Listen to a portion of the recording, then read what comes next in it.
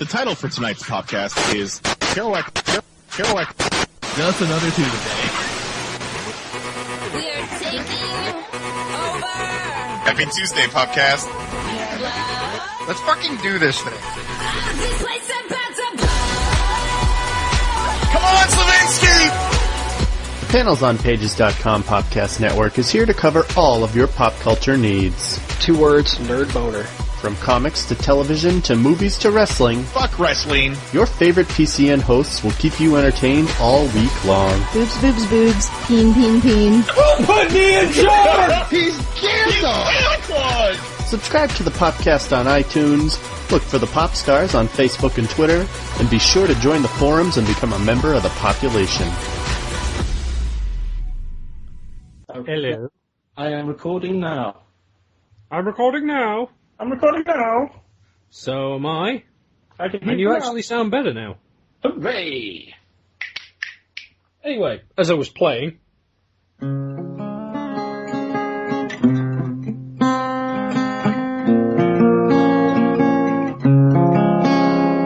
I'm rather pleased that I know how to play that. I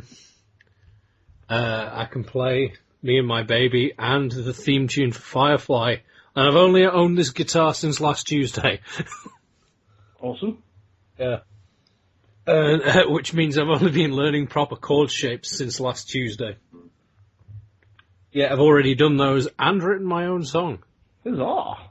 Yeah.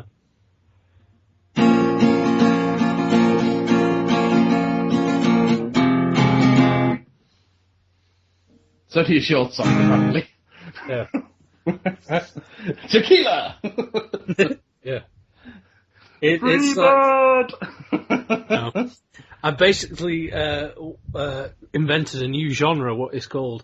It's called Acoustic Grindcore. Go on. So basically, it's a lot of it's melodic acoustic sounding stuff, but every song is under 10 seconds long. Okay, go for it.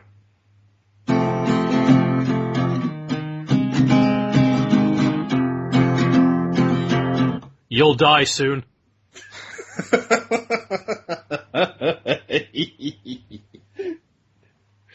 That's our outro song for this week. I've got another one.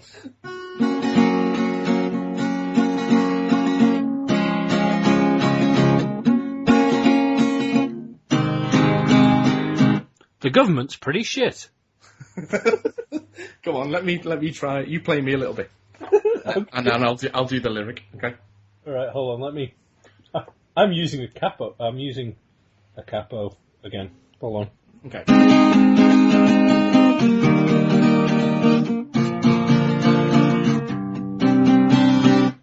Cats are rather red if you run them over.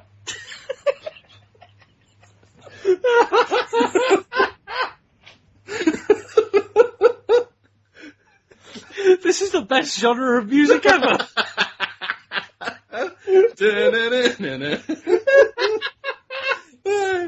Let's write an EP right now. We practically have. I know. We only need one more song. I'm totally going to chop them out as well.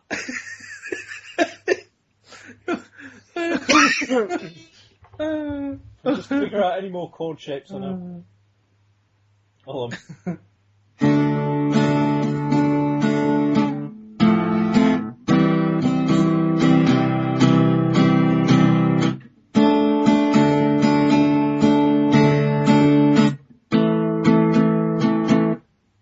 Rape's only fun on one end.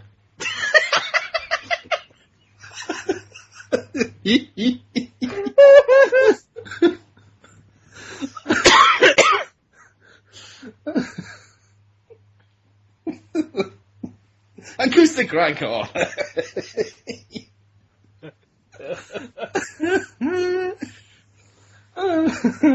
And now the weather. It's raining! Grindcore weather reports. Go for it, give me a bit. Hurricane!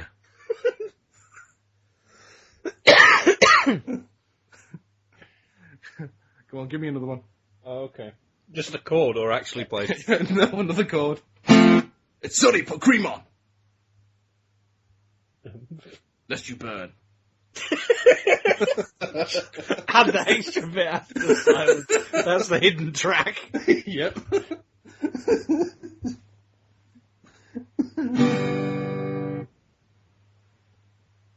Your face kind of looks like a cucumber. You should probably get that sorted.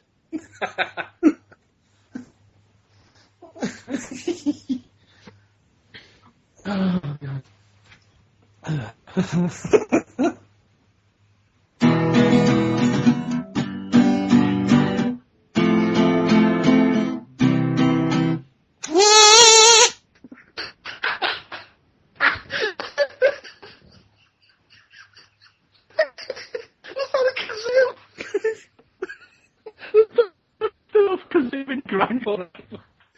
Yep.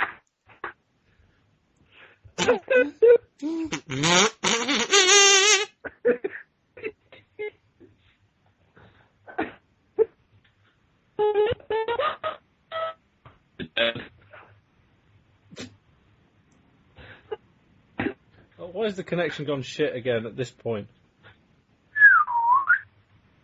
I'm dead, but you. No,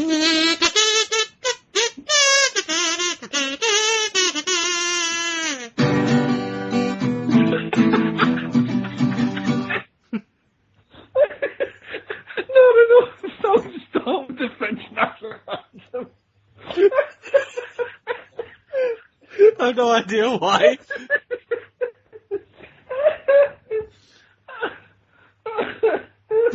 France, I hate you. You live on a cheese. Oh yes, France, I hate you because you've got very knobbly knees. Garlic round your necks and berets upon your head. You've got stupid bicycles and you won't be dead. Oh, Frenchman going to push you off a brick wall and send you tumbling down a cliff and then you will fall into the ocean, the sea, whatever you want to call it. I don't like you and I thought it was the chip lip.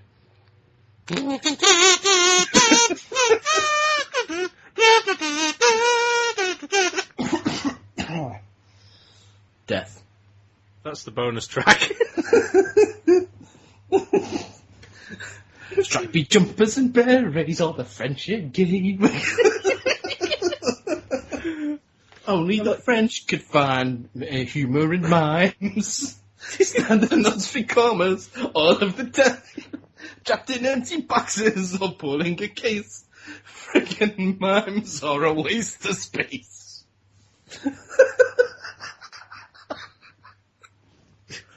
Well, the song about the French, but I was thinking more along the lines of stuff like...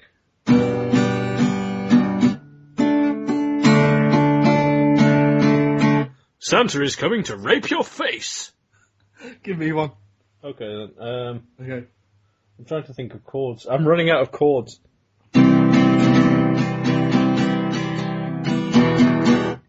Clean up on aisle 3, please. Clean up on aisle 3.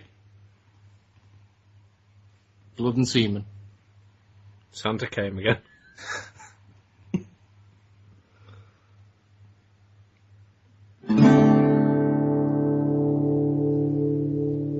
Mysterious! That's the outro. Anyway. Yes. On that bombshell, I'm going to go and get myself a pint of water and I'm going to take a little quick wee-wee before we start this, okay? And to return with songs about the French. Also, when Paul turns up, do not tell him about either guitar or the kazoo. I want to surprise him. Okay, I will do. Alright, mate. Be back in a sec. Alright, me too. I'm going to get some milk. Alright. Okay. As you do.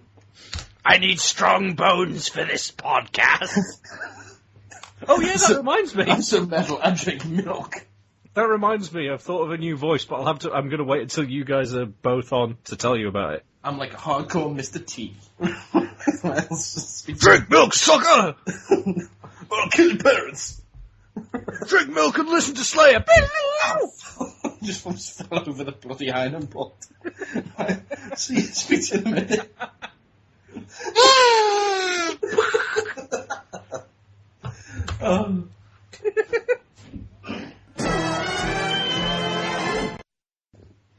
Would punch a pigeon in his tiny eyes. I punch him every day 'cause I despise pigeons sitting on my wall and pigeons on my fence. Pigeons should go and die in a cave of death. Pigeons, pigeons, death to the pigeons. Pigeons, pigeons, death to the pigeons. Pigeons! Pigeon death! Pigeons. Oh yeah, I just wrote a new song. Pigeon death? No. Oh.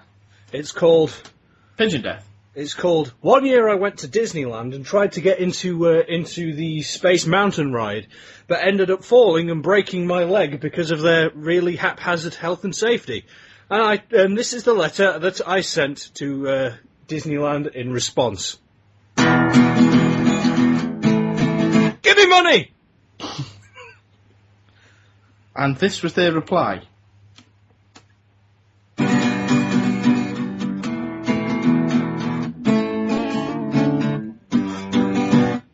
Go fuck yourself. Yep. Should have done that in Mickey Mouse's voice earlier. Go fuck yourself! Ho-ho! No. That's one thing I do want to do with this. If this... Go fuck yourself! No. Oh. That'll be in the sixth day commentary. Oh, right. I mean review. No, if this becomes a thing, if acoustic grindcore becomes a thing, and we all know it will. Yeah, and we have to title all the songs. Then one thing I am going to do is every single song's going to have a ridiculously long title that actually takes longer than... Yeah, nothing to do with the actual song itself. No, it will have something to do with the song, but it will over-explain everything so much that it actually takes longer to say the title of the song than listen to the song itself. Fair enough. Well, it's like, what's the Fall Out Boy do that with some of their lyrics? It's like, gay is not a synonym for shit. I've got all of the rings on my finger. Hang on.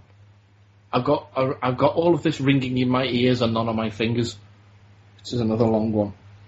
Dude, you haven't heard song titles by Nile and Balsagoth yet.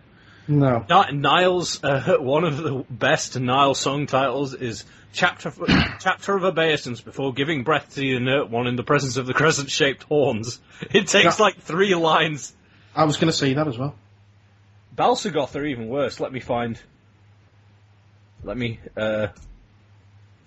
their title.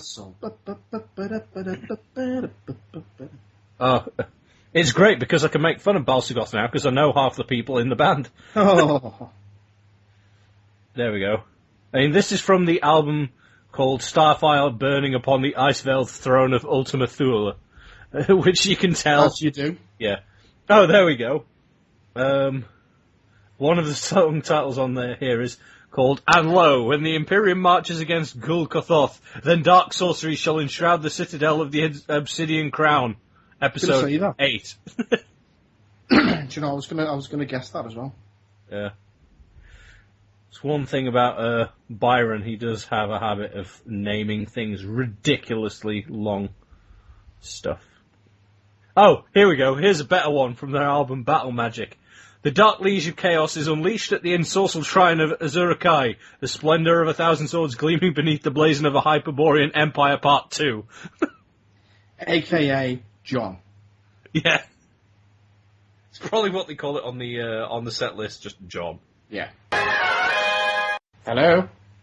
Watch your cunts. Beg your pardon? You heard? What's my what? I said... Oh, fucking hell. Watch your cunts. What's my what? Yeah, whatever. Hey. You alright, bud? Yeah. Hello. Hello. Hello. Hello. What are you doing? Demons. Demons. Ah, yes. Now, me and Andy have just been sitting here waiting for you. We wrote you a song. We wrote you a song. I've been waiting for the family to go to bed. Alright. Do you want to sing them the lyrics, Andy? Well, I'll tell you what. You sing it. Okay. Okay? You start us off. Okay. This is for all you lovers out there. Hit it.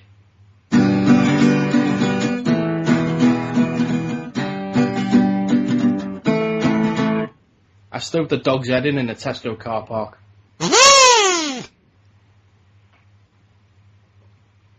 What do you think?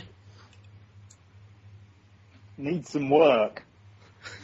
You just don't appreciate acoustic grindcore. You don't know art.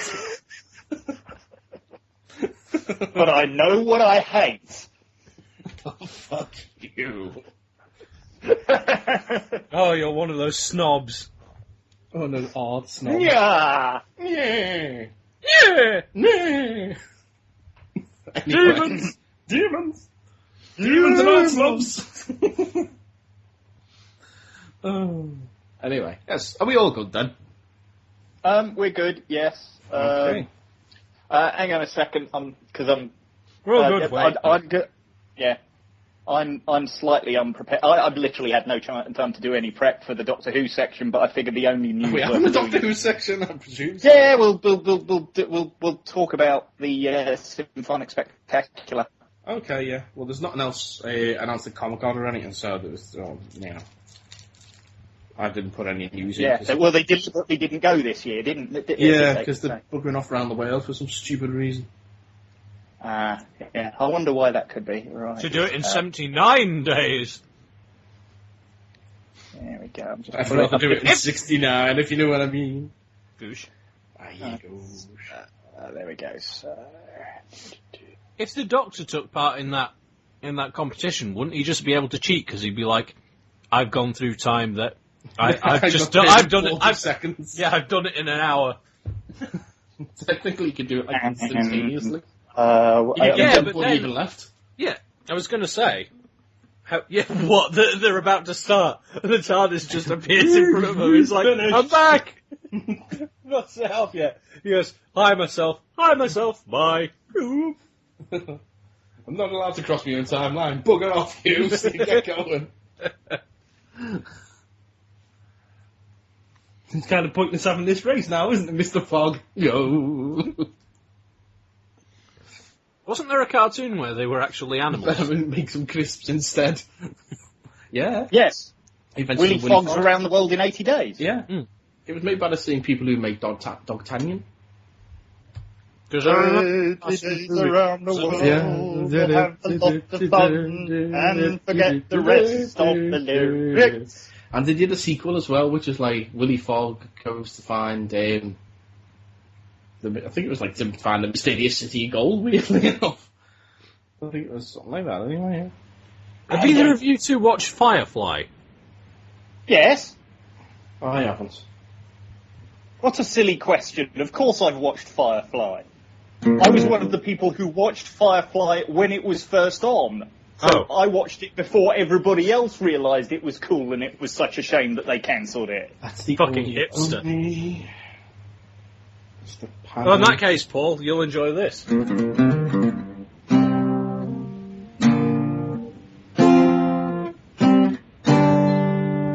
I learned the Ballad of Serenity. Hey. Take my love, take my hand, take me where I cannot stand. I don't care, I'm still free, you can take the sky from me. I think I found it. You're going too fast.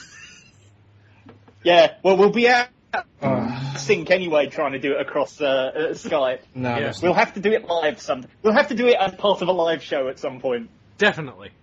I thought I had it then. Had what? Thought you had what then? The Avengers teaser. Oh. I thought you were going to say herpes. No, I had that ages ago.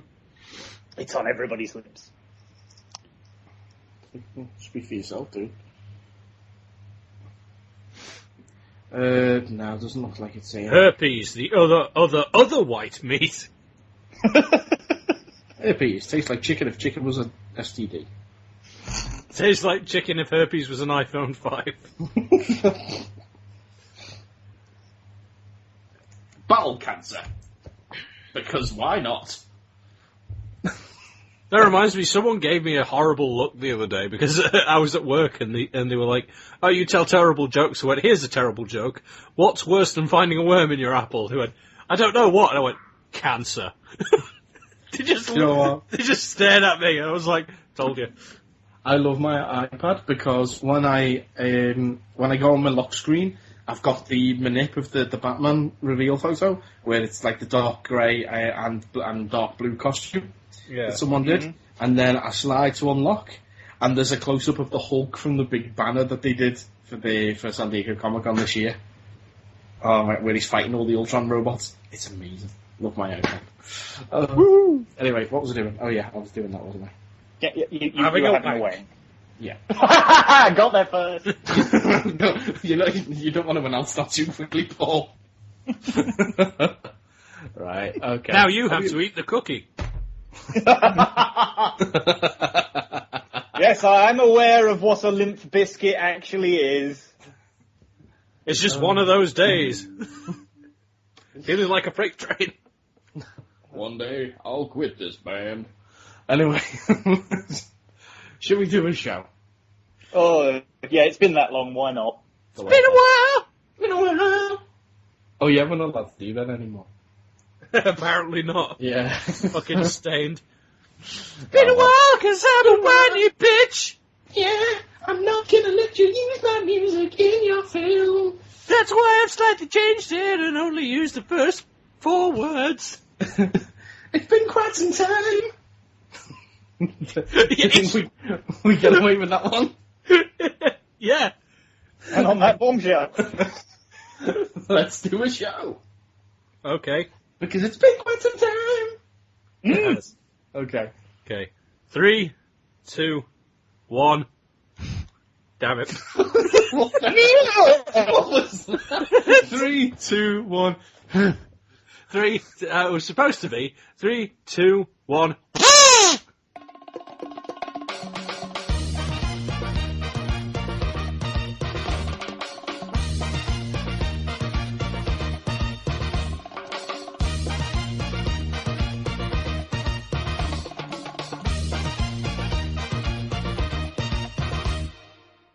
They came like a bolt out of the blue to discuss everything in geekdom. The Popcast Network proudly presents the attack of the 50-foot nerds.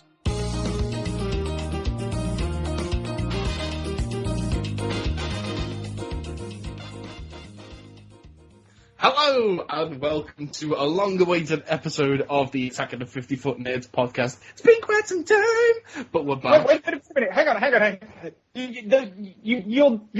You're saying hello pretty much like little Warwick Davis. Hello, and welcome to the Attack of the 50-Foot The Nerds. Attack of the 50-Foot Nerds. With me, Little Warwick D. Yeah. I've got plates, motherfucker! Yes, we're coming at you live from a Greek restaurant. And we're going to smash... No, it is the Attack of the 50-Foot Nerds podcast on the Panels on Pages Podcast Network. I am Mike Bell, and joining me, as once again they usually do, is that one. My semen tastes like chocolate milk combined with the blood of the newly deceased. And that one over there. I am the Dark Lord of the Sith. He's the Lord Dark Lord of the Sith. And that voice actually reminds me, I was messing around in the car, because I want to... Yeah, exactly. Naughty boy. I've done that before, but no, not that story. Is it your Oscar? Okay, no. I'm not going to answer that one. The question, the conversation we just had before. Yeah. No, what I was going to say was I've been wanting to watch Wishmaster again. I was practicing my Wishmaster voice, the I will grant you your wishes. And then I realised, if you do the Wishmaster voice and you raise it slightly, he sounds like George Lucas. But I'm afraid you'll find the battle station quite operational when your friends arrive. Or... But, I mean, if you pitch him even higher... his gender, he becomes the world's prettiest woman. I mean, if you pitch him up a bit further. Okay. I will distract your wishes, and then I will do this, and I will go even higher. And it's marmalade! Daniel Craig! With his balls and a vice. Oh my God, this hurts! Didn't they do that to him in one of the movies or something? It was a rope! Yeah. Oh, I'm having flashbacks! Ah! My poor balls! I had to soothe them in jam for a week. Jim was rather annoyed. Not even my favorite marmalade. I had to eat jam. Jim was very cross with me. Yes, I was. You're not Jim! No, I'm Starscream! Damn it, Starscream. Get back to washing those shirts, Megatron! We've not even got past our names, we've already gone off the rails. This is amazing. Welcome back to the Attack of the 50-Foot Nerd. You can tell how long it's been. Too long. Oh, yes. Shall we tell you who we are and how to get in touch with us? Of course we will. We've done the who we are bit. Let's get in touch with us. I get in touch with myself all the time. Hey, anyway, you can get in touch with us on the Twitter, which is at 50footnerds. You can email us anything you want, except spam at 50footnerds@gmail.com, or you can visit us on Facebook at www.facebook.com/Attack of the 50-Foot Nerds. And relax. Yeah, this is our first episode back, isn't it? After, well, we've actually, it seems like we haven't actually done that much in the way of podcasting, but we've been really, really busy otherwise, haven't we? Yep. We've done a lot of specials. Yeah, we've done We've been out and about. We've got various bits and pieces in the can. Yeah, we went to London, you know, and we've done a lot of stuff on the YouTube channel. We did the Mad Eye movie review. Yep. We shot the short film for that. Andy did the review for that. So we stuck that on. Go and look on YouTube for the Attack of the 50-Foot Nerds. Okay, go and do it. You can find our videos just by typing, you know, just type in 50-Foot Nerds in the search box. It'll bring stuff up for you.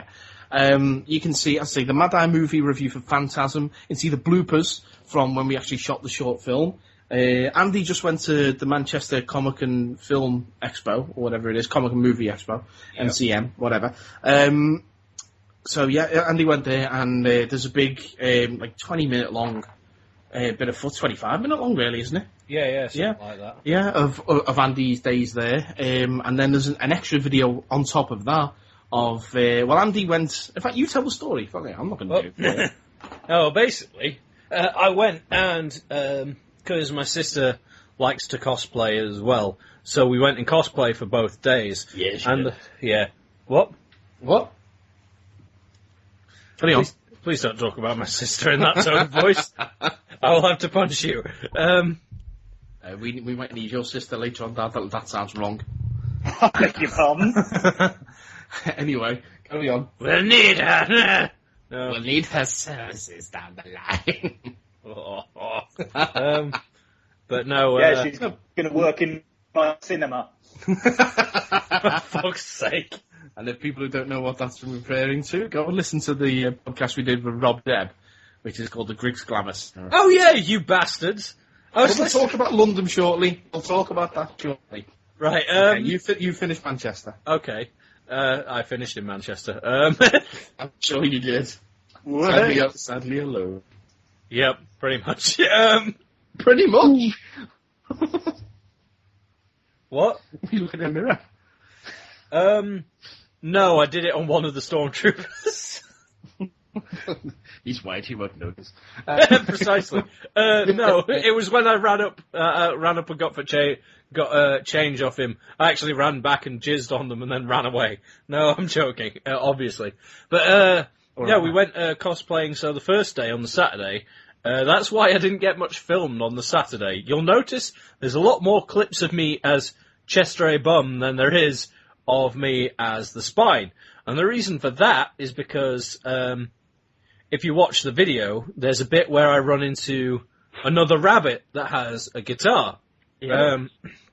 Where I'm going, oh god, there's two rabbits. So, which was this lass called Amy that was and I ran Is into she on her. Twitter? No, but she's on Facebook. But Right, I was yeah, going to say we'll give a shout out to her Twitter, but God, yeah. yeah.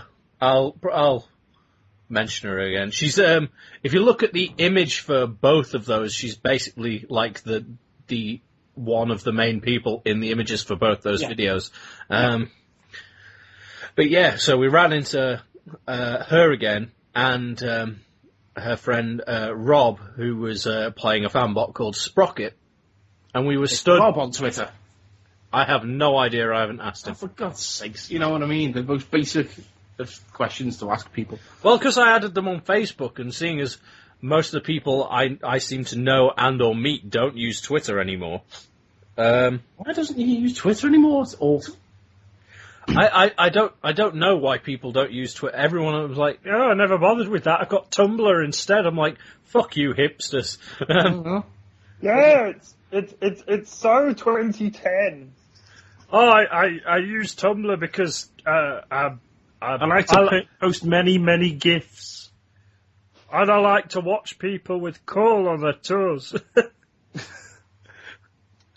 And play on the swings at the same Tumblr, time. as endorsed by Quentin Tarantino. And the man who played and Andy from inside my head. I want to play on the swings. I want coal.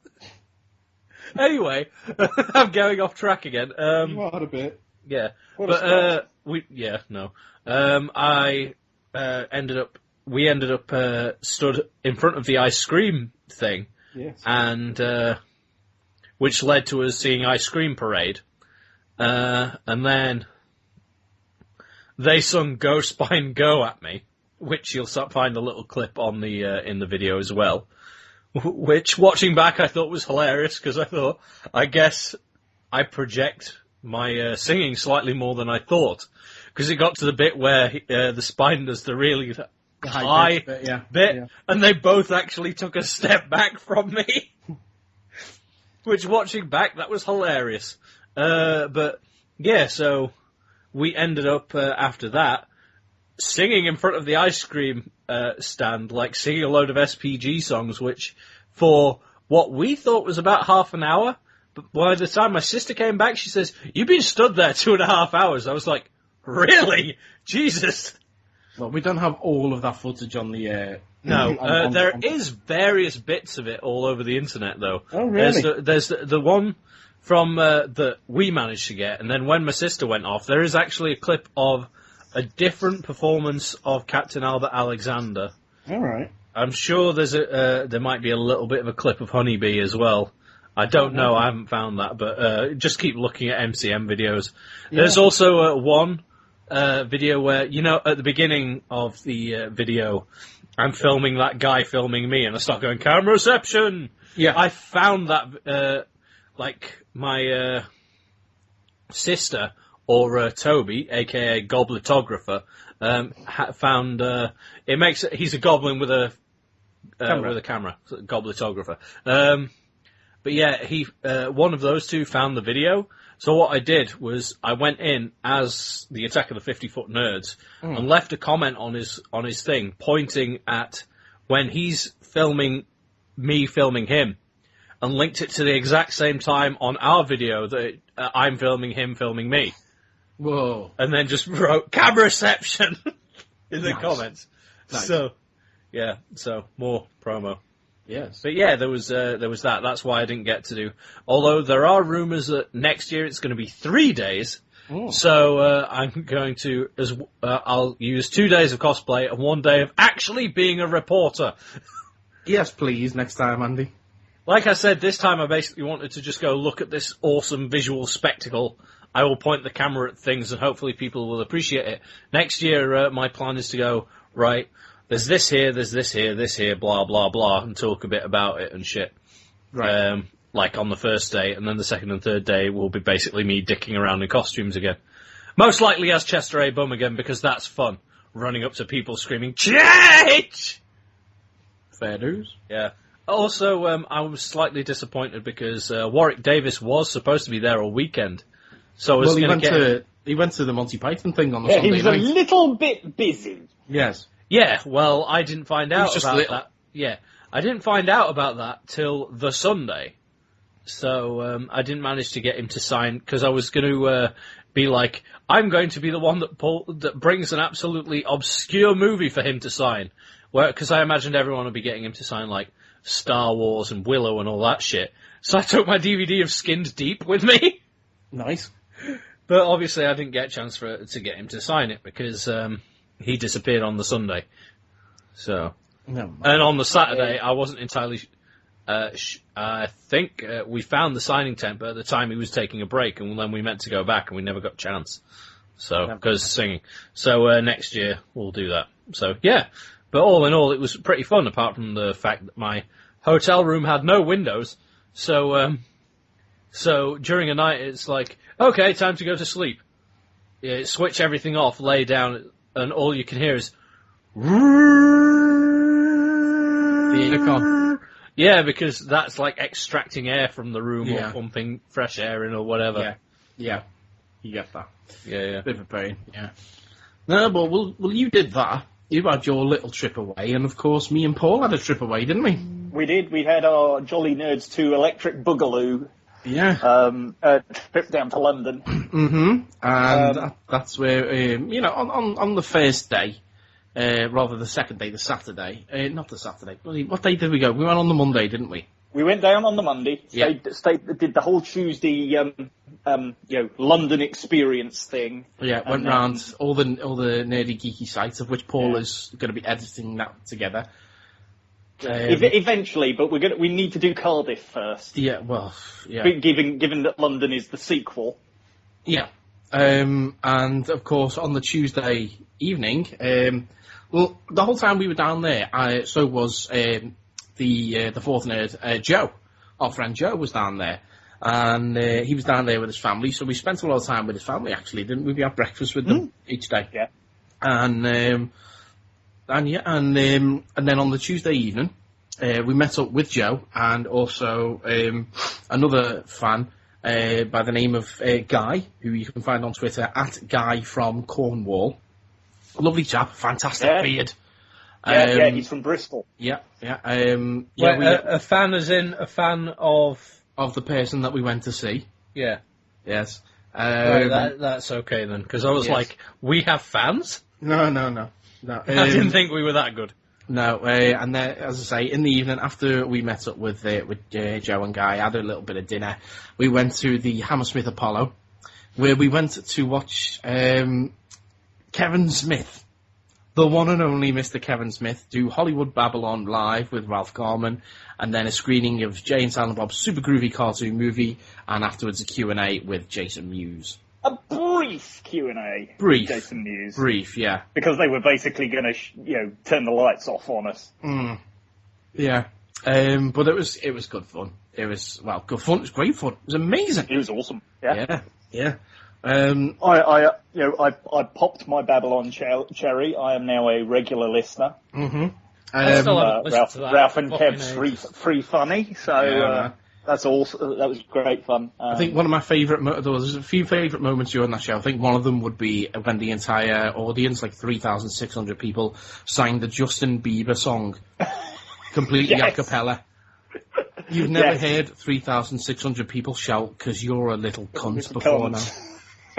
Oh my god, it's amazing. The hell is the Justin Bieber? And it's in the right accent as well, as Kevin pointed out on stage. If you don't know what it is, Andy, you need to find out. Yeah. Which episode is it? I'm quite far behind. Pretty much every episode. Yeah. Oh, okay. Fair enough. Yeah, go and listen to the HBO Origin shows. Yeah, because the Origins episodes that they were compiled by Joe. Yeah. Good fun. Oh, I'll just listen to those then to catch up, and then fine. Absolutely. So we saw that, and one of my other favourite moments is during the Lindsay Lohan song, when that one lone guy got a cigarette lighter out and was waving it in the air. That was amazing. It was fantastic. As I say, we've got, after the show, we met up with Joe again, and we were waiting to meet our friend Declan Quinn, old creaky knees himself. Let's be honest about this. We basically loitered outside the Hammersmith Apollo in the dark for about 2.5 hours. Yeah. So basically, you're lingering Thank around God in the it dark was on the streets of London. Police pull up. What are you lot doing here? We're waiting for an Irishman. Pretty much. No, we weren't the only ones there. There was a bunch of people waiting to see Kev. But we're just kind of hanging around. And if we got to see Kev, we got to see Kev. That was fair enough. But we were waiting for Declan. And Kev's cool, but knees! Yeah. After a long time, Declan finally makes his way out. And we decide to go and try and find a pub. We walked off down the street one way. Can't find anything. So we walked back. And as we walked back and we found ourselves by the Apollo again, lo and behold, there's the one and only Mr. Kevin Smith signing autographs outside. Mm-hmm. We think, well, it's too good an opportunity to miss. When are we ever going to get to do this again?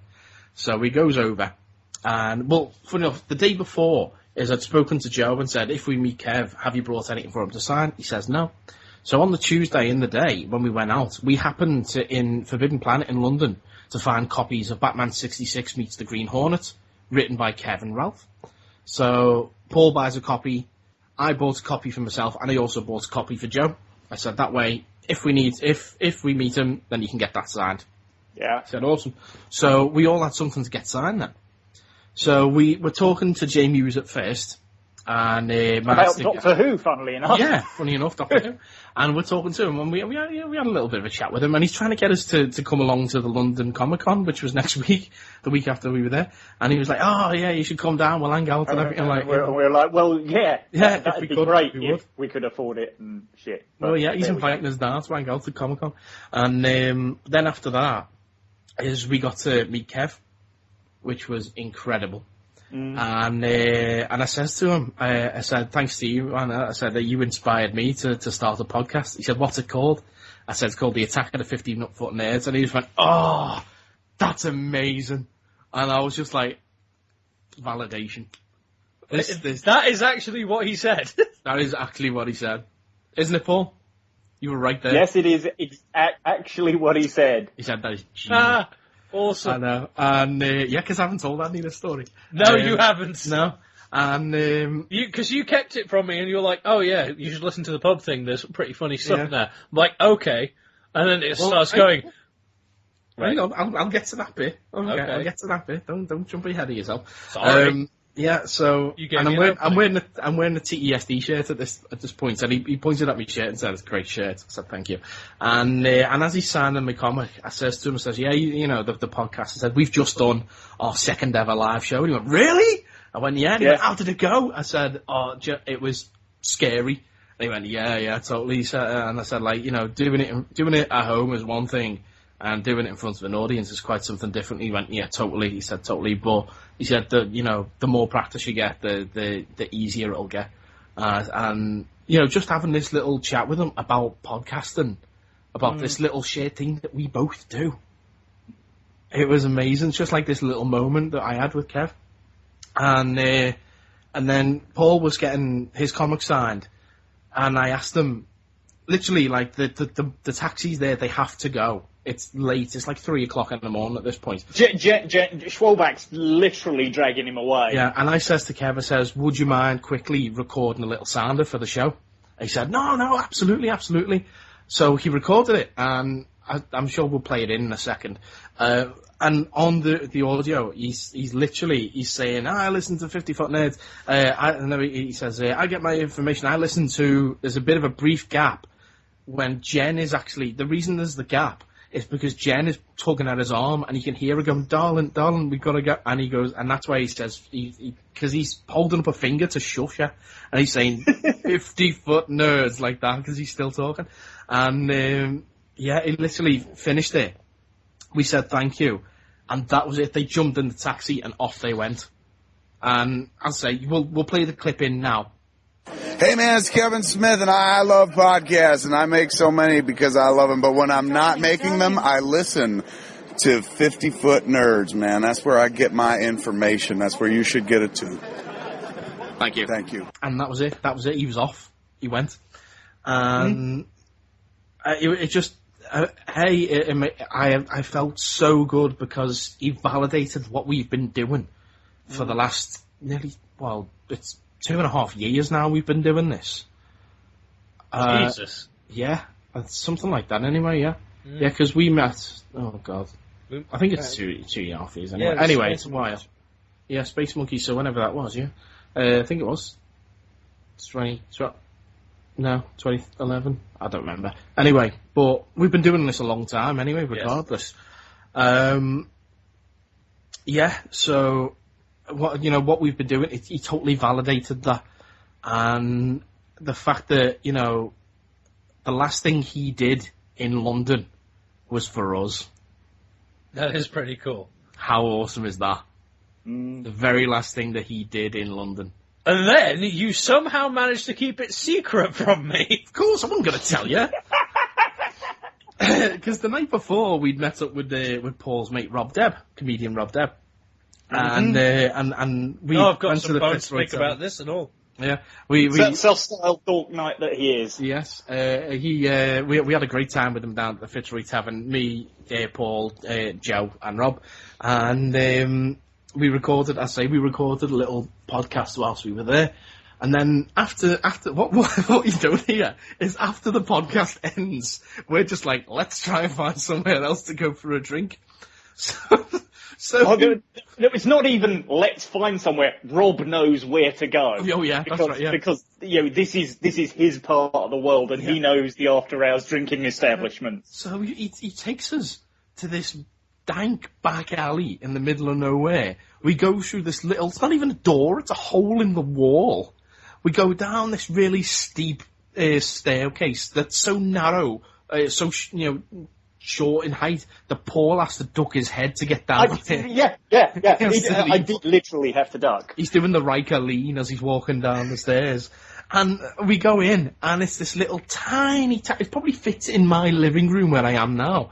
This little tiny bar, Spanish, that we're trying to order drinks. They don't understand the word that we're saying. Originally, Rob tries to order drinks. He comes over with 4 beers. Now, I can't drink alcohol at the moment because of the tablets that I'm on. So, Joe has to go back to the bar and order in Spanish for us so I get the right drink. I mean, thank God we took him with us, you know what I mean? Yeah. He's like your translator. And he's like, I feel like I'm back in Chile Nights. Chile, yeah. I was going to say Peru for some reason. Oh, speaking of Baywatch Chili Nights, before we start recording the podcast, we're sitting outside on the street having a drink outside the tables. And as we're talking, we're telling Rob about the podcast and whatever. And it comes up about when we talked about Baywatch Chili. And is that how he knew to make that reference? Yes, it's because literally as when I'm talking about Joe saying about UFOs on YouTube and stuff, and this woman at the next table, hammered as fuck, says she starts talking about, it was true, did they really do Baywatch in Chile? I says, yeah, and it's all about UFOs. David Hasselhoff is looking at them on YouTube. You mustn't. No, it's Boss. You want to look it up? I don't know, you know. It was amazing. Right. Oh God! But yeah, I listened to that, and when you said, "Oh, you should listen to this show because it's got some funny stuff in," so I put it on, and then I go, it starts with, "Hey, this is Kevin Smith." I'm like, "The fuck have I clicked on the wrong thing? What the hell's going on?" And they says 50-foot nerds. I'm like, "Holy shit!" And then you got a text in all capitals saying, "We got a sounder from Kev?" Yes. And you were like, ha ha ha ha. I'm like, you bastard for keeping that a secret. At which point Joe sent me a DM on Twitter saying, "I'm surprised you managed to keep it secret that long." And then when I'm listening to the show, because you guys, you were like, "Oh, you should listen anyway because it's funny." Yeah, it is. It has the Griggs Cinema thing in it. Yes. And, yeah. And then later on, when you were talking about how it was the first time Joe had recorded in the same room as you, and Rob made the joke of, "Oh, is this one of these things where you all get together and it's like, one of you is secretly a murderer?" And then on cue, you and Joe at the exact same time go, "No, that's Andy." I was like, "You twats." And then in that, And the friggin' live show at the Who at the Hillbury, you both go, oh, Andy knows things about getting stuff on his face. Yeah. I'm like, fucking hell. Oh man, Who at the Hillbury? We haven't even talked about that yet. I was obviously there in the spirit for both. Yeah, man, Who at the Hillbury? Bloody hell, that was good fun. Really enjoyed that. Oh my god, Paul Darrow. I'm slightly annoyed about that. I know, man. It's a shame you couldn't make it. But Paul Darrow, he's a character. Insane. He's insane.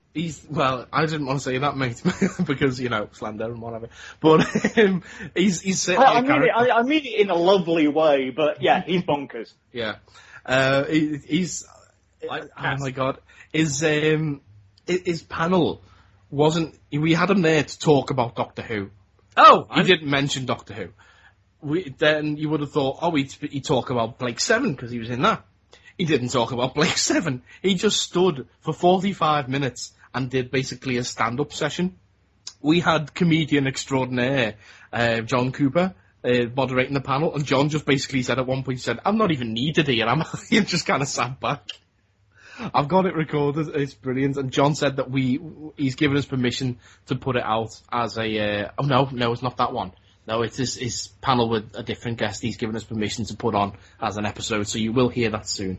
But John has asked for a copy of the of the Paul Darrow panel. But by now you will have heard Paul's. I haven't even put any of your panels out yet, have I? No, we haven't done that because I haven't done the tags for them. Yeah, you haven't told me where the recording cuts in. Okay, so we'll do that very soon. Yeah, we'll do that once we finish the show tonight. we'll do them. So we've got a couple of panels, or a few panels to throw up, and yes. Oh no, I did that last year, the throwing up. But man, it was stayed away from the fish this year. Yes, I did. We had such fun, and then later in the day, I managed to meet everyone and everything. Later in the day, we managed to get Terry Malloy, Davros himself, to record a sounder for us. Character. Yeah, I heard that as well. That's cool. Pretty awesome, isn't it? Paul, I meant to ask you, did you manage to get demons into a panel? Well, you'll have to wait in here. Yeah, you're going to have to wait and find out. Yeah, let's wait and find out. Yeah, man, it was great fun. And then afterwards, we all went for dinner. We went with let's see, who came to dinner? Well, Bernard Holly. Oh my God, I love Bernard. Some of the stuff Bernard said, I just cannot we can't repeat. Yeah, but Bernard is a legend. I'd love to get him on the show if we could. Bernard Holly. Oh, yeah, he played Axos in Doctor Who. Who else came out? Terry Malloy came out. Terry Malloy was basically commanding the ordering of the food, wasn't he? He was like, I am in charge of dinner. Let's see, who else? You will get me food. Mark Strickson came out. Yeah. Graham Harper didn't come, did he? No. No, he didn't. And Simon came. Simon was there. Paulie was there. Oh, Sprawley as well, yeah, that's who I'm thinking. Oh, that's Sprawley. Sprawley's part of the band, you know. Our annual drinking partner. Yes, yeah. Oh, we had such fun. And then after the meal, because we had a great, I'd say we can't even repeat some of the stuff that we said at the meal, but at the hotel afterwards, we're sitting there with Sprawley and who else? Oh, and Simon. And there's this hen party's in, and I don't even know how it came about, but it got mentioned. Oh no, someone mentioned that one of the girls in the hen party was named Tegan, wasn't it, or something? Yeah. Yeah. So it got mentioned. Oh well, these guys used to be in Doctor Who, you know, and Stricky was in it with the character of Tegan and stuff. So we had these sloshed Hindu girls getting autographs and everything, and then me and Paul had to go because it was getting late. And the next thing I know is I get a text off Erica in the morning saying that they ended up staying in the bar till stupid o'clock. And she said when they woke up, it was dawn. Dawn is what I've been told subsequently. Yeah, her and her husband darling are asleep in bed, and then Mark Strickson is lying across the bottom of their bed like a dog. That's where he fell asleep in their room. So it was, yeah. I don't know what it is when Stricky comes up here. He always ends up having strange things happen to him. Like last time when he came for the convention, they kept him up drinking again till silly o'clock then. And he woke up, and the next thing you know, he sends Erica a text saying, I don't quite know how this has happened, but I'm on a train to Barnsley or wherever he was going. He's like, I don't know how I got here. To Barnsley? Somewhere like that, yeah. It's in the program. Oh, in fact, let me see if I can find it. I've got the program here. Let's see, where is it? It must be in the bit about Hillary. Would anyone like a marshmallow? I don't know where it is. Would any of you There we go. like a cup of tea? Yeah, it says that we went for a meal afterwards. There's no mention of me taking Smalley home and driving whilst I was extremely drunk. Well, that's another story. It says here that the next day he texted to ask how he'd got himself on a train to Huddersfield. There you go. 4 years later, we still haven't been able to quite piece this together. So he was coming to see me. Yes, apparently so. Huddersfield. Right. Well, now that we've recapped everything... Not wrong with Huddersfield. Well, now that we've recapped everything, it's going to be quite a long show anyway. Shall we start talking about Comic-Con? Probably. Go on, then. All right, then. Let's talk about some people in geekdom.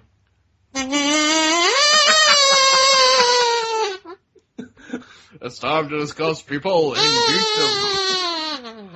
Brought to you in association with Ed Wood. And the French Foreign Legion. And the French Foreign Legion.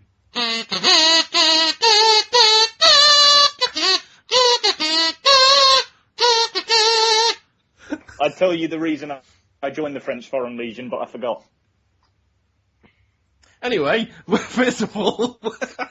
I was in the French Foreign Legion, but then I took a kazoo to the knee. Ooh. Yes. Oh. Yes, well, let's... I gave up my knees for the Dark Lord Satan. That's a joke that no one will understand, actually. Never mind. So did Declan. Anyway. Yes. Wesley Snipes. Wesley Snipes has decided that he'd like to play Blade again. Yeah. Give me the power of Blade, fool. Even though the rights have reverted back to Marvel, and Marvel basically don't want to do anything with the character at the moment. So give me the power of Blade, fool. You want to be Blade? Me? Blade's yeah, going to why be not? played by a beardy bloke from Sheffield. All right, love. I'm going to kill your vampire right now. I've come to kill vampires. Rawr. I've got a sharpened stick of rock from Whitby. I'm pretty sure vampires.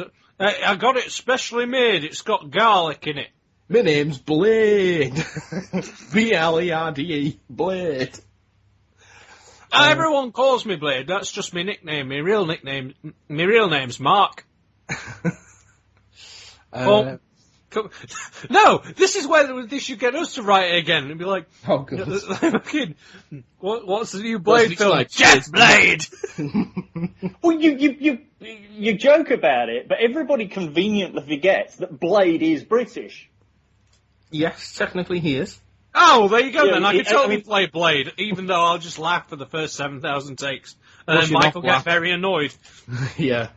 I He don't won't know if even you be the remember- director. He'll just turn up on set going, God damn it, Andy! I don't know if you remember the Captain Britain and MI13 comic that Paul I haven't even Cornell read the wrote. story yet, yeah. Go ahead, yeah. But he basically Blade gets roped in for one volume of it, and he was going to be an ongoing. I've got to do it for the Queen. Yeah, he was going to be an ongoing character in it, because basically, as a British character, any of the British characters in the Marvel Universe were considered fair game for that particular production. But there we go. Doc, I've turned up to come kill vampires. My name's Blade. Have you seen me whip it? Roll out the barrel, roll out the barrel, it's black. I'd be open to it, Wesley Snipes said. We've got some stones left unturned and there's some latitude left for us to build on. And I'd love to get back into the suit again and do some things I've learned how to do now that I didn't know how to do then. Probably make prison shivs. Avoid jail time. Yes, yeah. Avoid paying lots of tax. I think we're better at making that kind of film now. Some of the things we did in the early parts of the franchise were experimental, and now they've become customary in lots of the Avengers films and other comic book adaptations. Such as Ryan Reynolds. Give it its due. The Blade trilogy, without the first Blade film, I don't think we would have some of the superhero films, some of the superhero films we have now. Blade was there first. Absolutely. It's an awesome trilogy. I mean, to be honest, actually,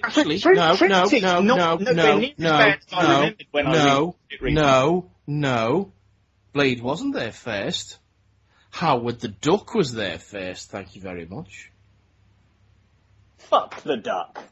Nay, don't you dare. Never! Come on! Anything to get the dog. Damn it, where's my duck call? I did have a duck call around here somewhere. Anyway, no, yeah, I agree with you. Without Blade, we wouldn't have the X-Men, and without the X-Men, we wouldn't have the Avengers. It's as simple as that. Yeah. I think if Marvel are going to do anything with the character, they will probably go down the TV route again. Because I mean, they did try and do nothing stopping them from sticking him in like Daredevil or anything. Yeah, exactly. And he's a character that will definitely fit into that sort of Defenders mold. Yeah. Netflix.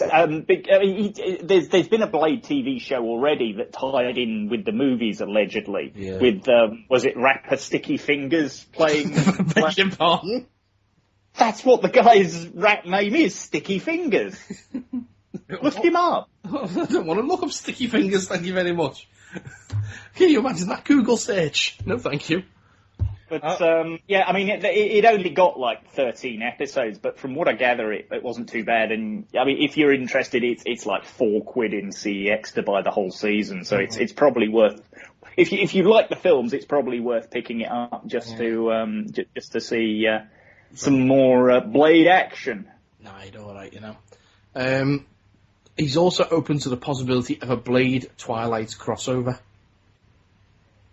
He says, there's always the possibility, and I'm open to it. There have been rumours around that we may explore the opportunity. No, there haven't. Don't be stupid, Wesley Snipes. Don't be stupid. To be fair, it would be awesome, but still, don't be stupid. Yeah, it's up there with, Buffy the Vampire Slayer, meets killing the fucking lot of the Twilight twats. Yeah, no, that's not going to happen. Goodbye, Wesley. Say goodbye to your career on the way out. Anyway. Enjoy your spit in the coffin, The Expendables. Yeah, that was pretty much... that's pretty much... Oh, no, we do have a couple of non-Comic-Con stories, but that was one of them anyway. The first Comic-Con story that we have is about Bruce Timm.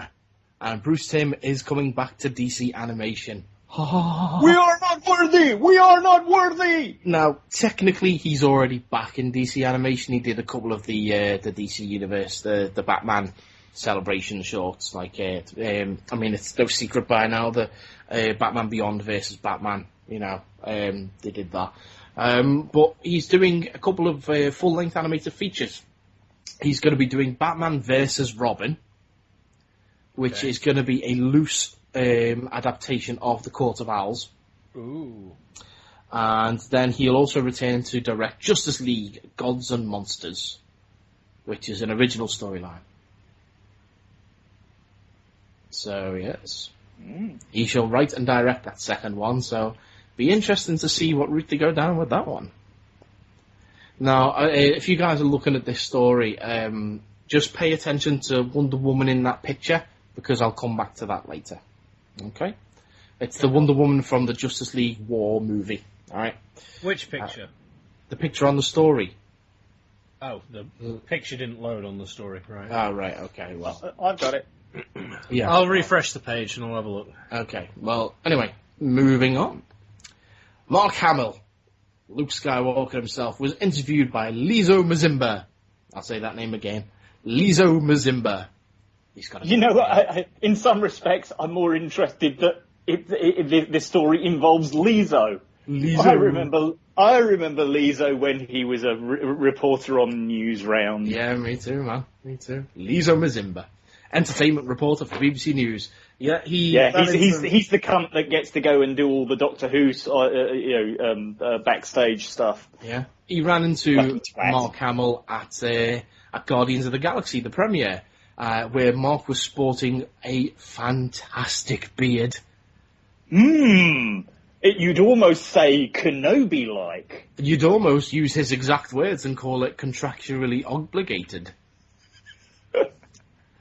Yes, so could you... I mean, there are rumours going around that the Star Wars movie will involve a either reclusive or otherwise indisposed Luke Skywalker, without giving too many spoilers away. Which would say it's because he's trying to hide from Terry McGinnis. He's not going to be as indisposed. What's going on? He's not as indisposed as Harrison Ford since the accident, though. Yeah, that's true. Oh, that reminds me. Harrison Ford. I was involved in an accident. I'm not that kind of accident. Sorry. I'm no pirate. The hell was that? What? I just heard mumble, arg.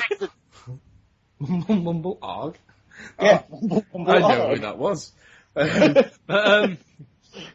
that reminds me, thanks to you, Mike, and doing the Joker impressions. Yes? I managed to actually surprise, there was a Joker in the queue, and he was, the gobletographer was joking around with. And he says something to the Goblin the Joker in the Joker voice says to Gobletographer. I can't remember what he said, like something that rain isn't fun or something. And I turned around and then I turned around in the Joker voice that me and you do. I went, I beg to differ, bats. Everyone just turned around and looked at me, and my sister goes, didn't know you could do a Joker voice. I'm like, yes, I can.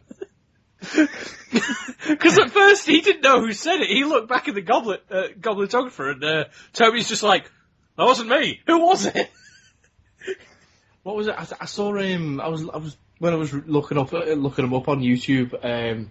There was I saw a little clip that someone at a Star Wars celebration or something like that. Someone they were doing a Q&A with him. People were tweeting in questions, and someone had tweeted, "Can you do a Star Wars scene as the Joker?" So he goes, Obi-Wan never told you what happened to your father, did he?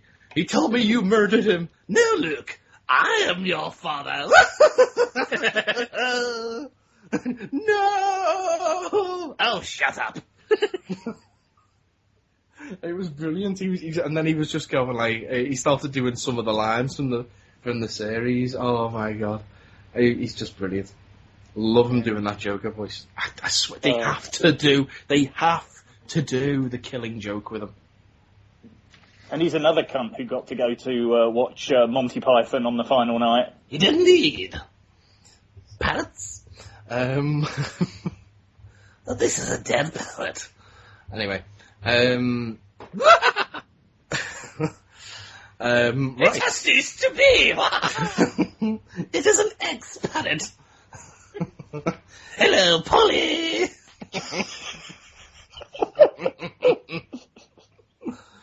Anyway, I could do that. This is not No one expects the Imperial Navy. Our chief weapons are the Death Star. And the Force. I'll coming again. Admiral Ozzel, you'll have to say, our chief weapons are...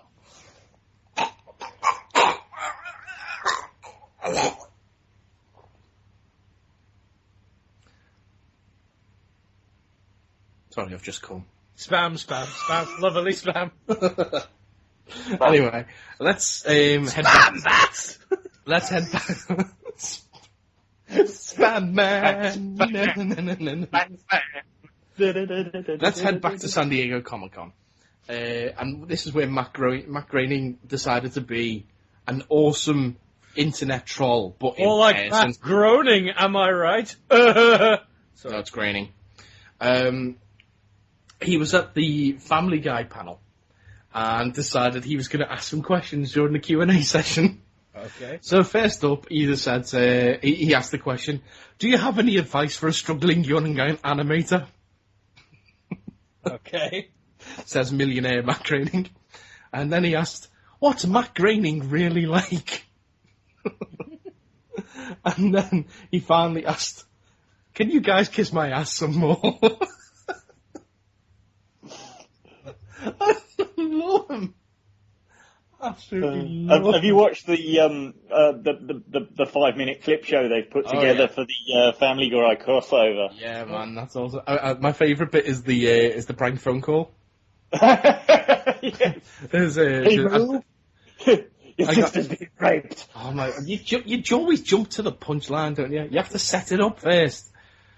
Bart calls Mo, does a prank phone call. Was it a leaky ass? I'm looking for guys. Check the stools for a leaky ass. And then Stewie jumps in and goes, "Can I do it? Can I do it? Hello, Mo. Your sister's being raped." Was that one? Did I do it right? Love it. There's some great. I think it's going to be chock full of great gags because it's a little bit. It's just like they're walking through Springfield. It's like this seems. And everyone is Lois is saying this seems such a nice town. We should come here again. And Brian says, "No, I think this is just a one-shot affair." What state are we in? I don't think we're allowed to say. Right, okay. Vin Diesel's a tit. Yeah, but what's new?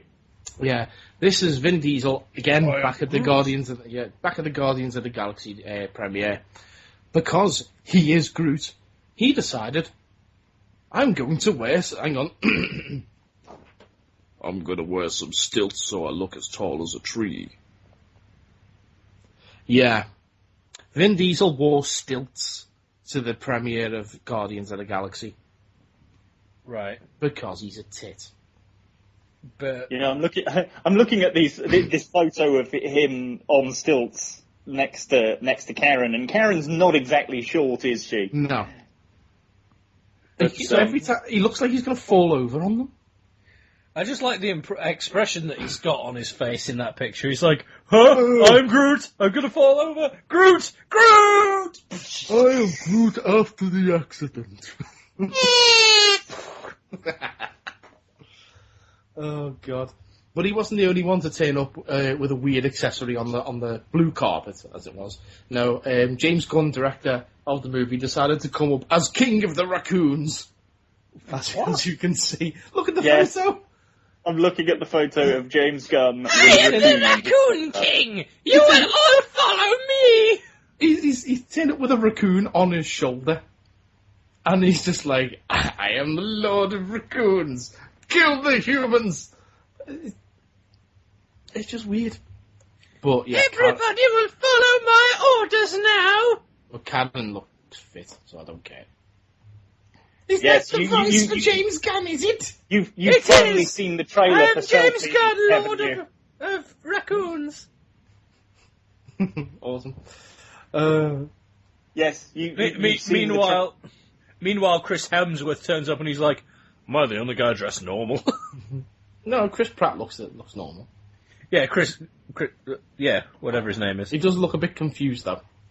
He's like, Dave Bautista looks weird. It's because he's not got his shirt off, and he isn't green. Is it still me only me who looks at the pictures of Star-Lord and thinks, for a superhero, his mask is fucking terrifying? Well, yeah, it's a space mask. It's so he can breathe in places that... Yeah, but most of them just have... It's like, hey, it looks slightly human. This is just like blank face, giant glowing red eyes. It's like, I deliberately engineered spacesuits to dive into your nightmares. Yeah. Okay. Right, our final... Zoe Sorry, I was going to just quickly comment. Zoe Saldana there in a less than figure-hugging outfit because she's up the duff. Mm. Yeah. And our final... Riley wearing a lovely pashmina. Our final news story for people in Geekdom is, well, it's not so much a whiny bitch alert. It's more of a whiny bitch slap. But it's more of a self-whiny bitch slap. Do we have a sounder to play in for that, Andy? I'll make one up. I've learned me lesson. Okay. Quentin Tarantino has decided not to be a whiny bitch, and that he will actually make The Hateful Eight, after all. Now, as we recall, the script leaked out on the internet, and he was all like, "Yeah, no, I'm not going to make it anymore. I'm going to go down to mines." And I hate Margaret Thatcher, and I made You're broken. that woman who was in Kill Bill, I've forgotten her name now. Are you having memory seizures? No, I just got so distracted by the thought of her toes covered in coal that I almost came and I couldn't remember her name. It was Margaret. That almost rhymed. She leaked the script. That's why I hate her. Yeah, so when the script leaked, he was like, "No, I'm not going to make the movie anymore." And now he's decided, "Fuck it, I'm going to make the movie more." So yeah, it's going to be. It could even be in front of the cameras as early as November. Which, to be fair, he does seem to have most of the cast in place, because remember he did a live reading of it in Los Angeles, where he had like Sam Jackson was there and Tim Roth was there and lots of people. And he can pretty much use that exact cast. Stick him in front of a camera and boom, he's got another movie done. Mm-hmm. But he announced that he was going to be doing it. Well, yeah, basically he's going to do it. It was I think it was announced during his Comic-Con panel for the Django Zorro crossover comic that they're doing. Okay. So I actually watched A Million Ways to Die in the West this week, and there's a Django cameo at the end of that movie. Which is pretty cool. Yeah. That made me laugh. I was just looking at the piece about the Django Zorro crossover. I didn't realise he was doing it with Matt Wagner. Mm-hmm. Mr. Grendel himself. So that sounds like that'll be pretty awesome. Mm. So that's all of our People in Geekdom news. Let's get onto the meat and potatoes of the podcast this week then. And let's talk about some films. And boy, do we have some films to talk about. It stopped working.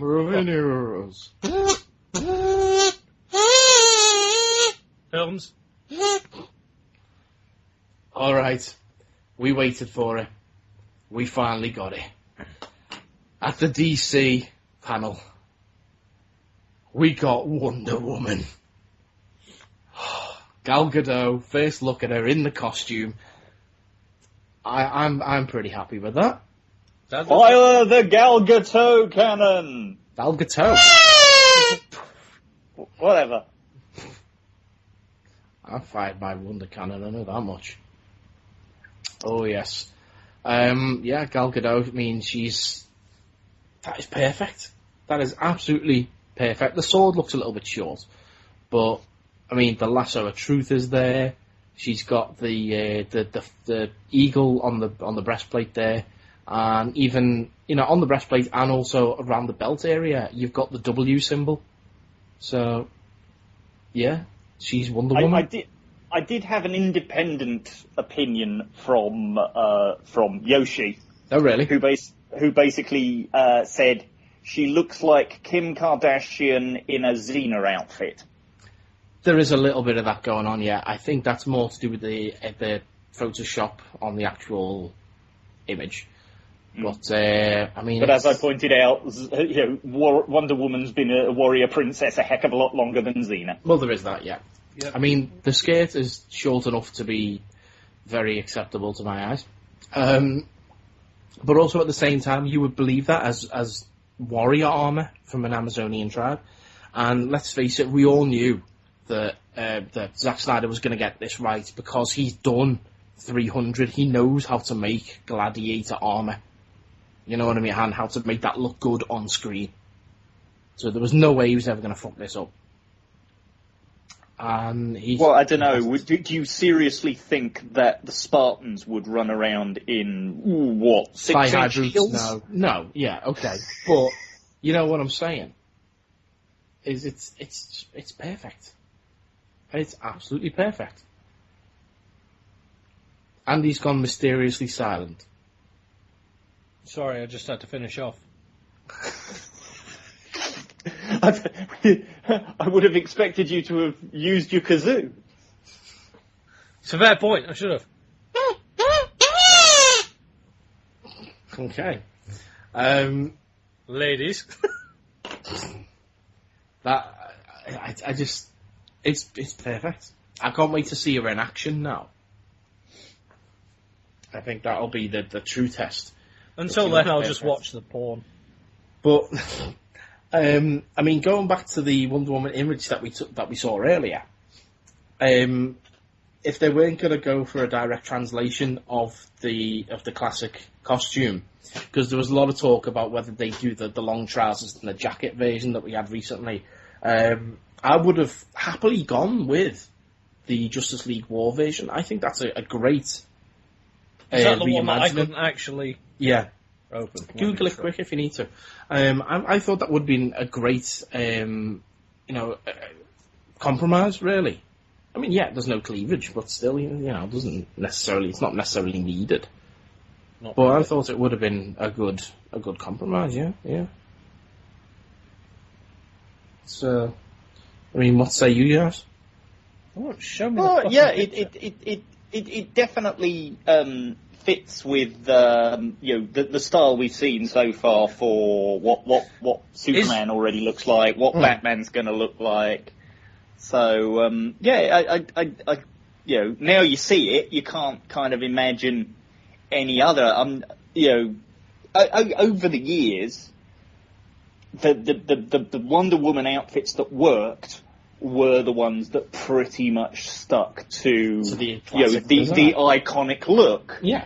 Because I mean, for example, I'm looking at an image online at the moment which has a number of different Wonder Womans, side by side, and the ones that work are the red, white, and blue knickers and the red and gold bustier thing. Yeah, that's the one thing missing from this is the Star Spangled knickers. Yeah. But and then the one that really, the outfit that really doesn't work out of these ones I'm looking at, I think was from the sort of mid to late 90s, where she's basically got this white sort of jacket on and a black bra underneath that, and the sort of black shorts rather, and but yeah, basically you don't muck around with the iconic look. That's why. That's why Batsy works. That's why Superman works, and so on and so forth. So I mean, there have been a number of changes to to Superman's costume in its time. I mean, more specifically, I'm talking like the Electro Superman versions that we had like maybe 10 years ago or something. Oh yeah, Nicolas Cage Superman. Exactly. You know what I mean? You don't need to mess with it. Don't mess with it, and we're fine. The only change that's been done for good, as far as I'm concerned, is taken away his red pants. Leave him a belt. That's fine. But in the belt in the style of the New 52 or the Zack Snyder style, but he doesn't need the red pants.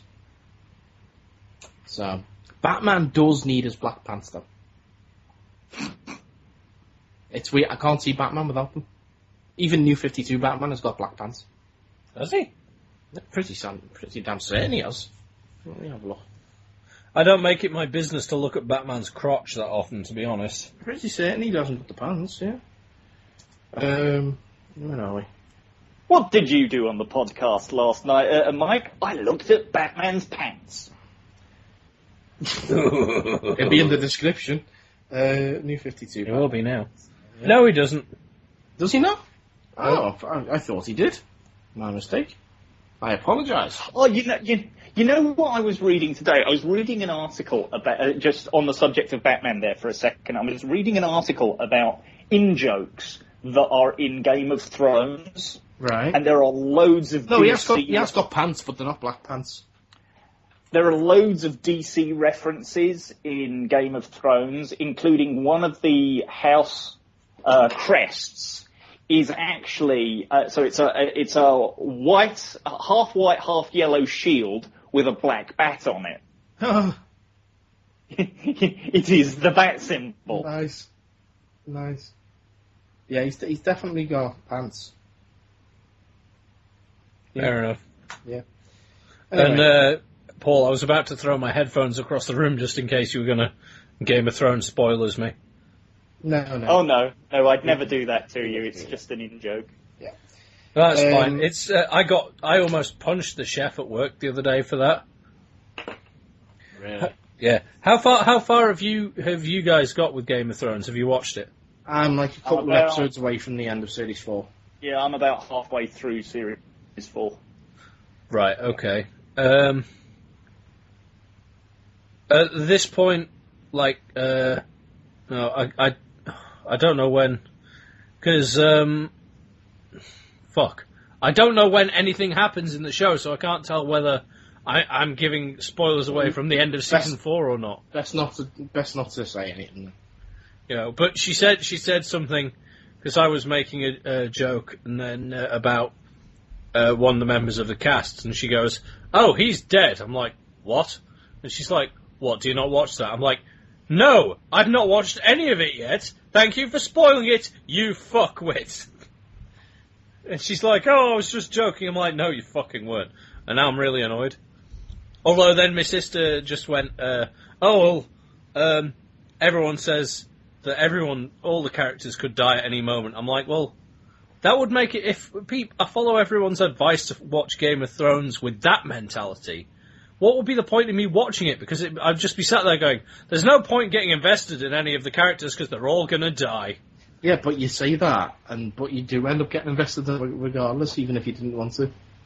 And then when they do die, it's doubly shocking. Mm-hmm. Mm.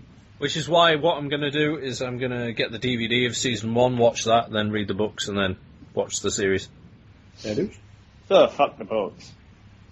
I really can't. I tried that once, it was rather painful. Anyway, let's get back on topic. Our next story is, back to the DC panel, is we got to see the reveal of Wonder Woman. They also showed a short teaser for the movie. We have some photos from that teaser. Okay. Oh my god. Yeah, I remember you sending me a message going, "Oh my god," I was like, "What is it?" You were like, "Is this?" I'm like, "Oh." And you were like, "Is that all you can muster?" I'm like, "Well, I never read it." Dude, you're like, "You have the comics section, why have you not read this?" I'm like, because I'm not really a Frank Miller fan. It's the scene that they showed was Batman on a roof. I mean, we'll get to this shortly, but Batman is wearing the battle armor from the end of The Dark Knight Returns. It is exactly as it is in the comic. It's the helmet. He's got glowing. He's got white eyes. You've been wanting white eyes for years. I have. And that's not a euphemism. Nice. I mean, it's. I hope he's got white eyes on his other costume. But yeah, man, it's delicious. I mean, look at the bat signal as well. That's gorgeous. And then look how pissed off Superman is. I mean, come on, guys. Mm. Tell me that's not awesome. That does look pretty cool. Mm. Amazing. Well, the pictures may look cool.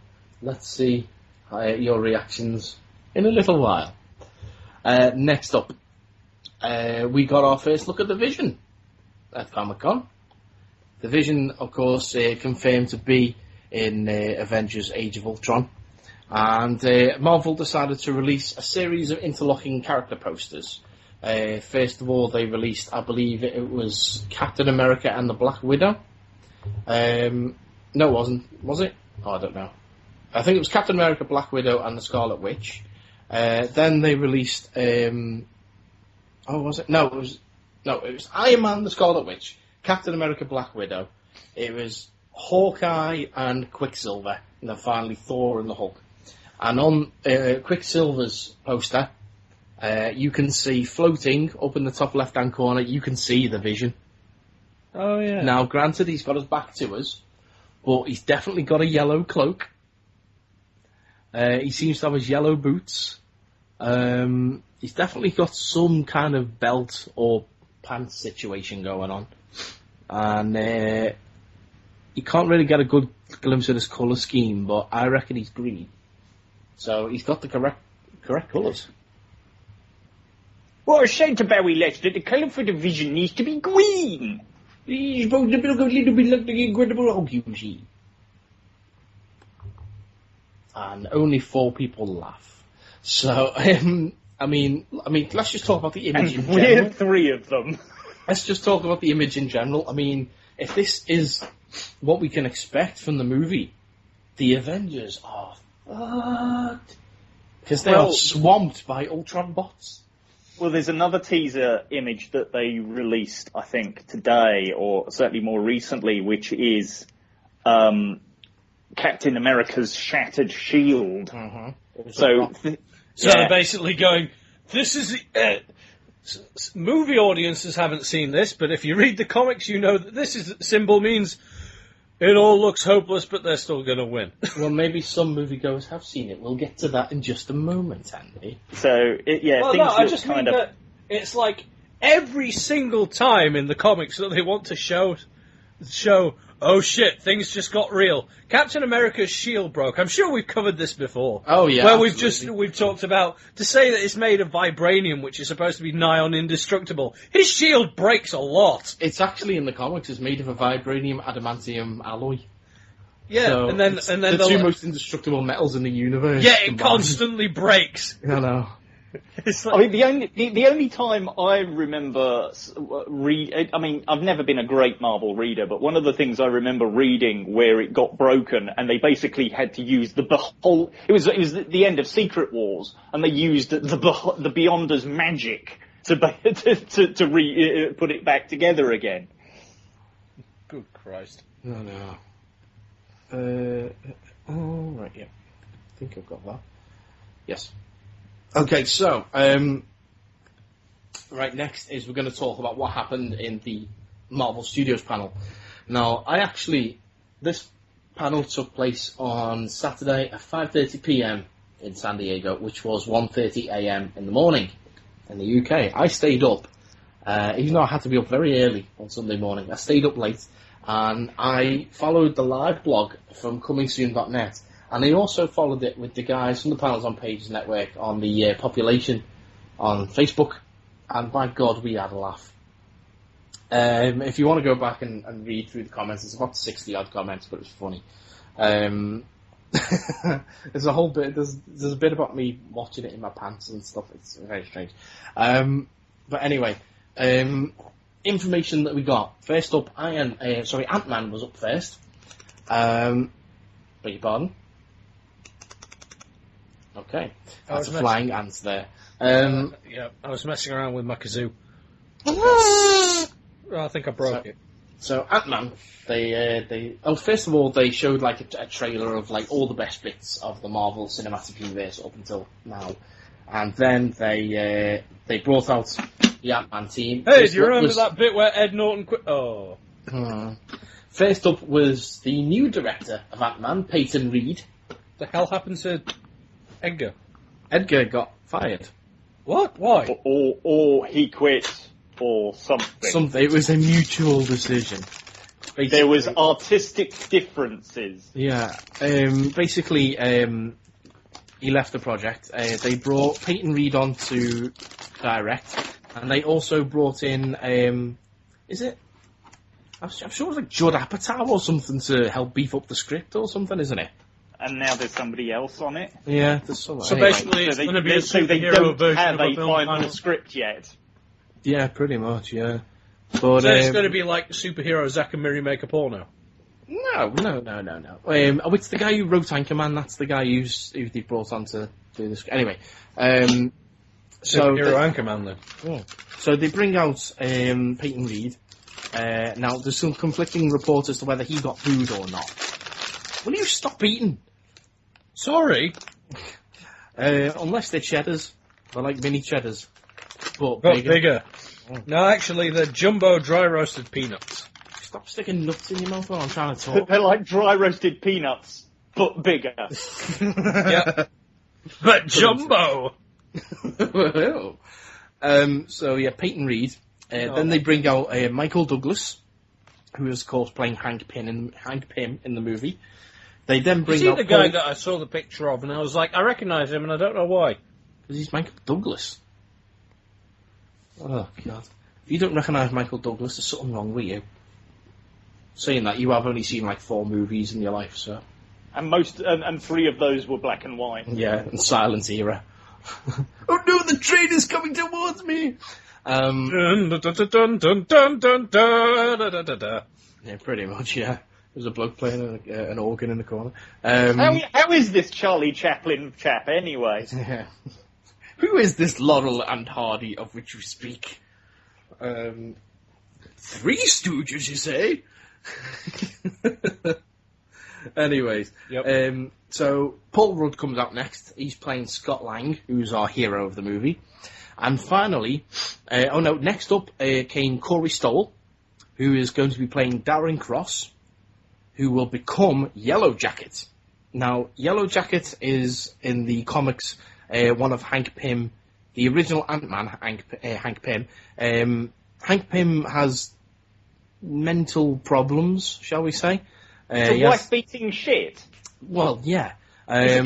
He's had many mental breakdowns over the years, including one where he basically lost control and decided to become an alter ego called Yellow Jacket, which is like a wasp-type creature, anyway. So, yeah. Funny that, considering his girlfriend was the Wasp. Yeah. So Yellow Jacket is like a more badass version of Ant-Man. And apparently it's not going to be Hank Pym this time around. It's going to be someone else. But anyway, Scott Lang is playing the new Ant-Man. And then they brought out Evangeline Lilly from Lost and Lord of the Rings. Sorry, not Lord of the Rings, The Hobbit. And everyone has been suspecting for ages that she would play Janet Van Dyne, the Wasp.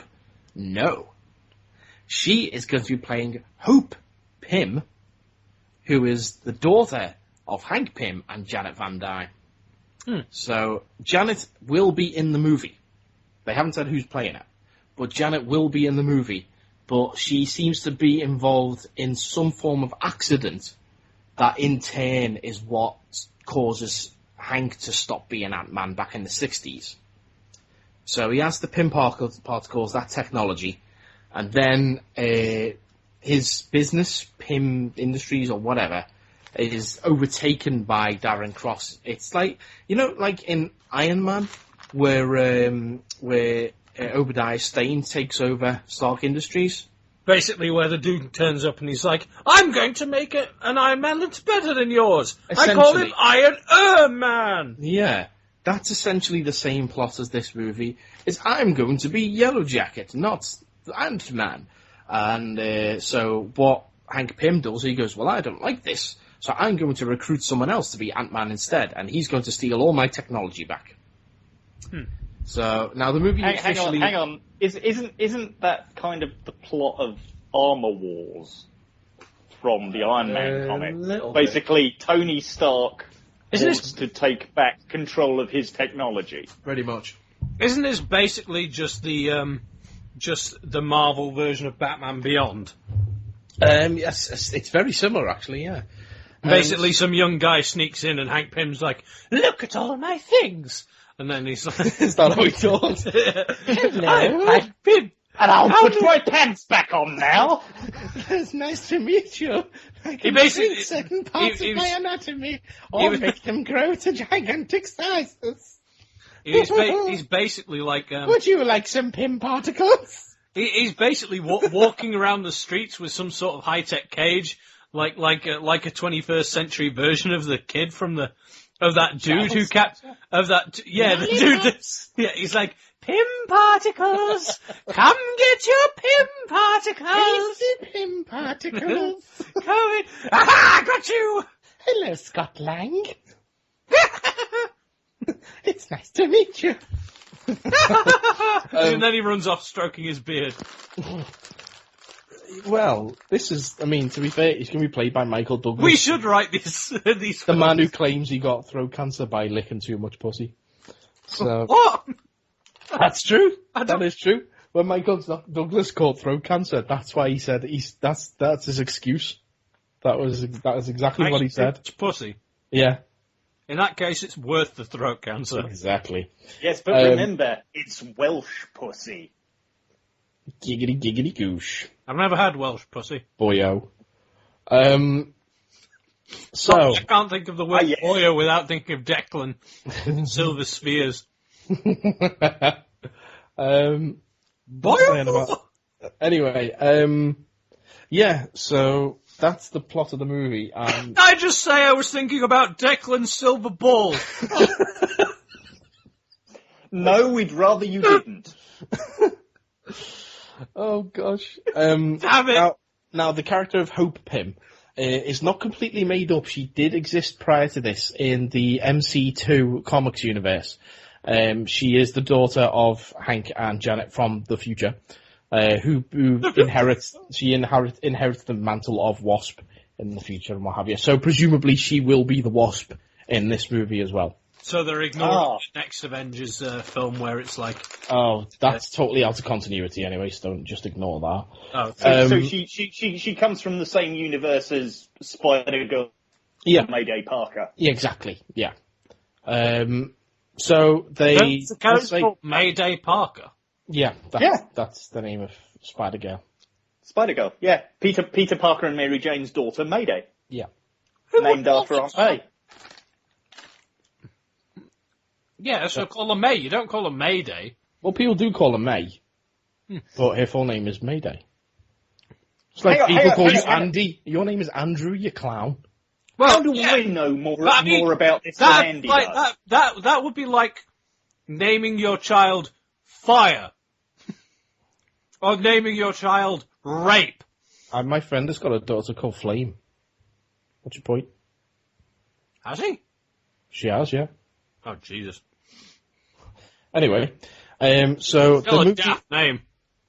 Well, the movie officially starts filming in August, but they have shot a few little things already. So they showed a little teaser, which again I've been looking for. I haven't been able to find yet.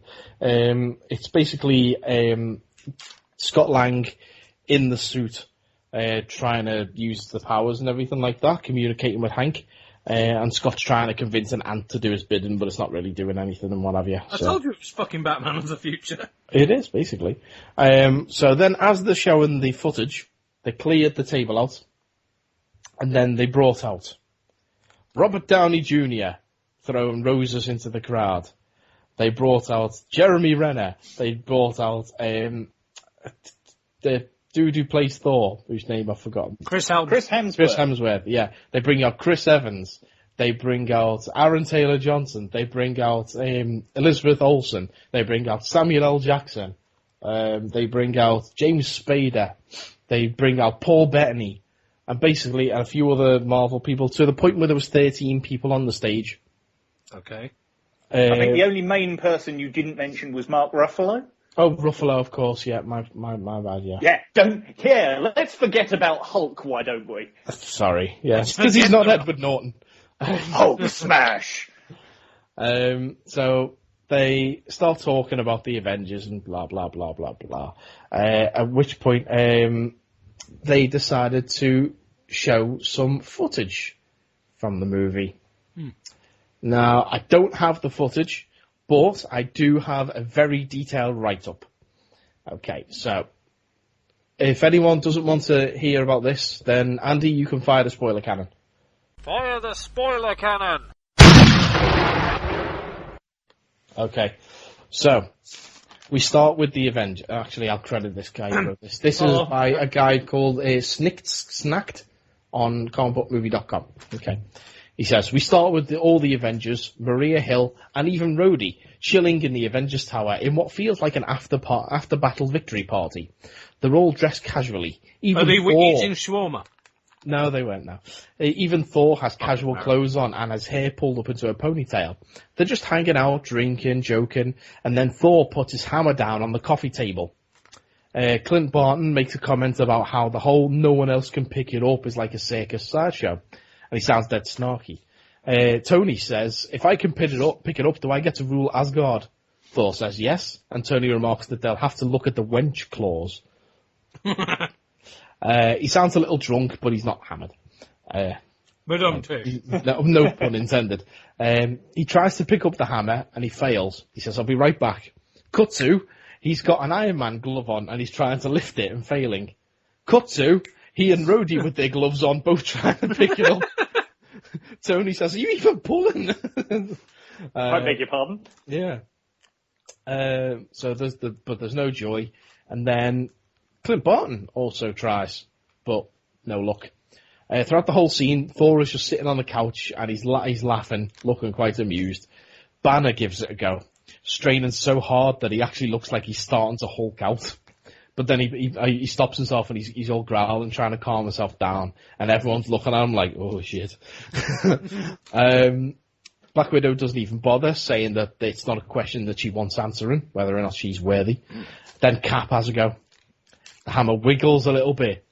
It barely moves. Excuse me. Hang on, try that again. It barely moves, but the sound effects actually tell you that it's like scraped across, like that, you know? Now that's one of the best parts of the scene is apparently Thor's face, which drops when he sees it happen, when he sees it move. Because it's like, fuck, people can actually move this thing. Yeah, Cap might actually be worthy, yeah. Which I think is all setting up. I think Cap's actually going to be able to pick this thing up later on in the movie and smack Ultron across the face. Tony starts conjecturing about how maybe the hammer's bio-tuned to Thor's fingerprints or something. And then Thor picks it up and just starts tossing it around casually, just saying, you're all just unworthy. It's as simple as that. So that's like his ego's back after he kind of had to learn humility in the first movie. Yeah. Then there's a deafening screeching sound. And then we see Ultron walking into the room. Now, it's an early model. He's just playing with an Avengers logo on his chest. He's one of the Iron Legion models that Tony's been building. He's clearly been through a fight. He's looking the worse for wear. He's all wrecked up. And he shuffles in almost like zombie-like. And he's all sparking and creepy and stuff. And then he says, in his creepy Ultron voice, he says, of course you're unworthy. You're all murderers. You want to protect the world, but you don't want to change it. And there's only one path to peace. Your extinction. And then a whole bunch of Ultron drones burst through the wall. Cut to the Marvel logo. And then Ultron's voiceover. Apparently, whilst all this is going on, they're playing the Disney song from Pinocchio, I've Got No Strings to Hold Me Up. That one about a puppet that obviously breaks free of its master's control. And what Ultron says, I had a vision of the whole world screaming for mercy. And there's flashes of Banner trying not to Hulk out in a lab or the Quinjet, I'm not sure. Andy Serkis, not as a CG character, as himself. Huh. The Hulk smashing up a tank Thor smashing up a tank in the forest. Hawkeye running through the forest in his new costume. Thor grabbing and picking Tony up by the throat. Banner again trying not to Hulk out in the forest. Hawkeye helping people evacuate. Scarlet Witch is standing in front of some wreckage, and then she holds her arms out to the side and just starts screaming. And then there's Hulk reaching out to hold hands with Natasha, the Black Widow, and she looks like she's trying to calm him down.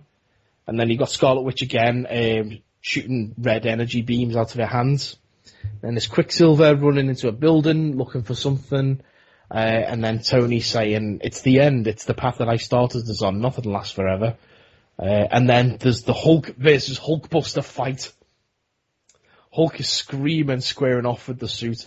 It looks like the suit forms over an Iron Man costume, so it's like a suit within a suit. Inception. Pretty much. And then the Hulk throws a car at the Hulkbuster suit, and the suit just goes, nope, smashes right through it. And then it cuts to black, fades in on Cap's shattered shield. Zooming out to show Tony kneeling over it. Zoom out even further to see the Avengers all lying on the floor, all battered and, defeated. They look like they're dead, to be honest with you. And then some people have said that shot takes place on what looks to be like an asteroid. Okay. And then it all ends with a shot of the final form of Ultron, who has a mouth that actually moves. And some people say he moves almost like a liquid metal, but he's definitely got a moving mouth. And as you know, the song from Pinocchio has got no strings to hold me up, blah, blah, blah.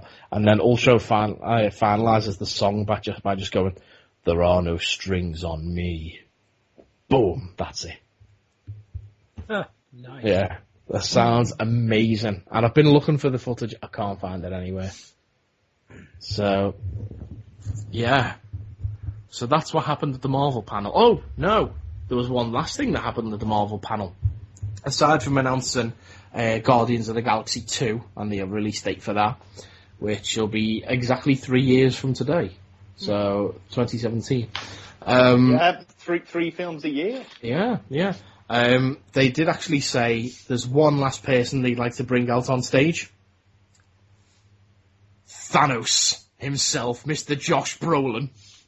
Cool. Oh, yes. They brought him out, and he came out wearing an Infinity Gauntlet on his hand. Nice.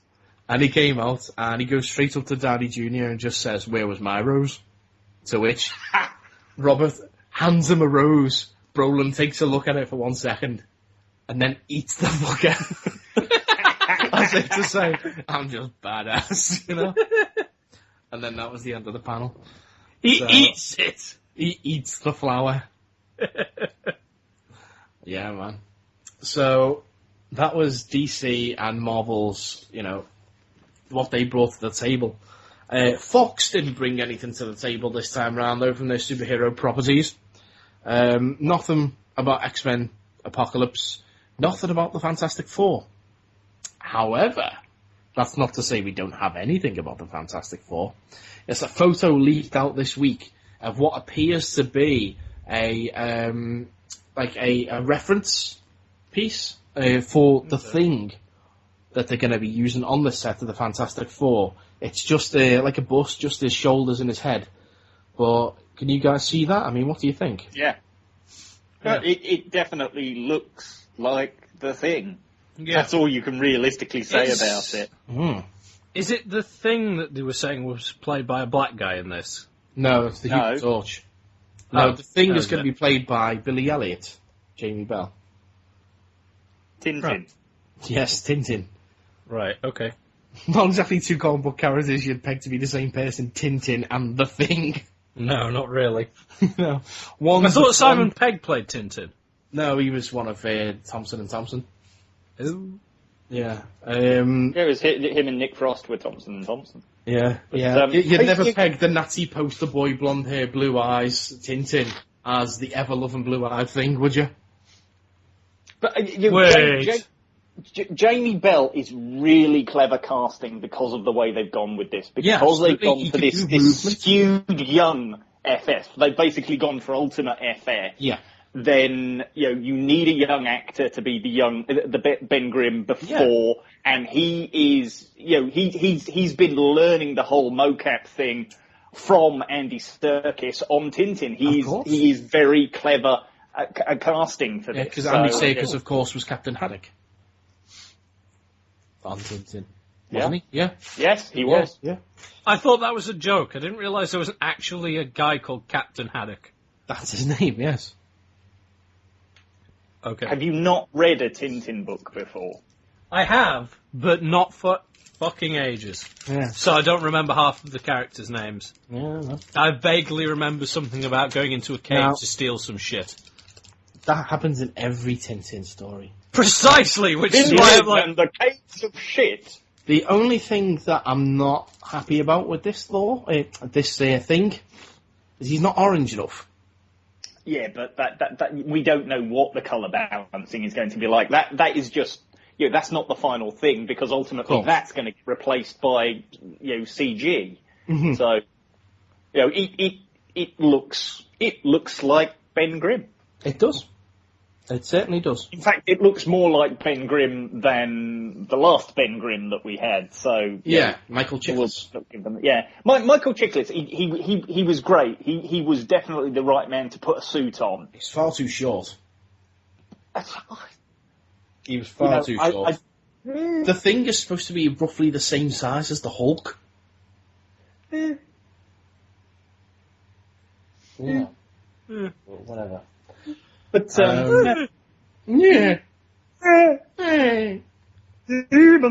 demons.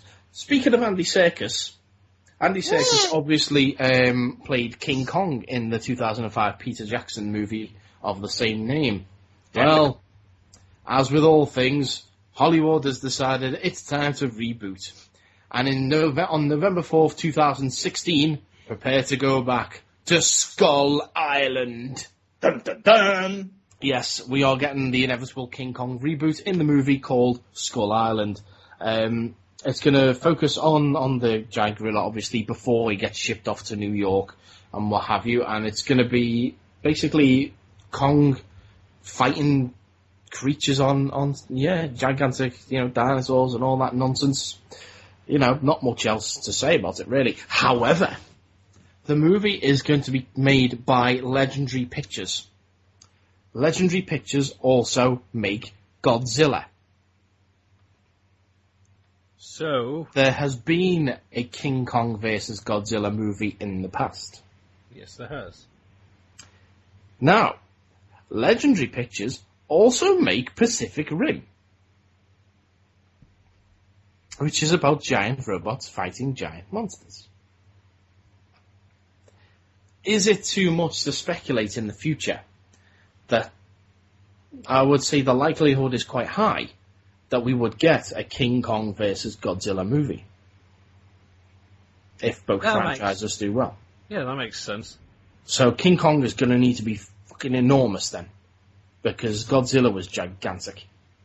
Yeah, I mean, this version, the most recent version of Godzilla was the biggest version of Godzilla so far. I mean, Godzilla is about the same damn size as the Empire State Building, whereas King Kong could just about stand on the top of the Empire State Building. So they need to make him enormous if they're going to do that. Is the other thing that you're proposing is if that one does well, then they can do a film where the Pacific Rim robots have to fight King Kong riding Godzilla. That would be awesome. But basically, I'm just what they need to get up to the point where they can do Mecha Godzilla. Of course, and I presume oh they hell will. yeah, that In fact, come to think of it, didn't the Toho films do Mecha Kong as well? I believe they may have done. However, just as you mentioned about Legendary doing movies with other Godzilla villains, they announced Godzilla 2! Hooray! And it looks like the Toho basically said, okay, yeah, you guys can do it. The first time around, they wouldn't let them use any of the other classic Toho monsters, which is why Godzilla had to fight two brand new made-up creatures called Mutos. However, this time, Godzilla will be fighting Mothra. But he will also be fighting Rodan. And he will also be fighting King Ghidorah. Cool. Not one, but 3 legendary Toho monsters. So let me get this straight. So Mothra is the big butterfly. Yeah. Hang on. Rodan's like a pterodactyl type thing. Yeah. Right, and King Ghidorah. King Ghidorah is three-headed the dragon. three-headed dragon. Yeah. That Ghidorah looks like the cool one. Yeah. Well, King Ghidorah is like I mean, Rodan and Mothra have both been allies of Godzilla, but King Ghidorah is a villain, first and foremost. Yeah, he looks like a twat. Yeah, so I reckon it's going to be Godzilla comes out as a scrap of Mothra, as a scrap of Rodan, King Ghidorah turns out, and all three of them have to team up to take him down. That's probably going to be the storyline. That sounds of the like movie. one of the greatest films ever. Legendary, if you want to pay me now because I've just done the outline of your movie, be my guest.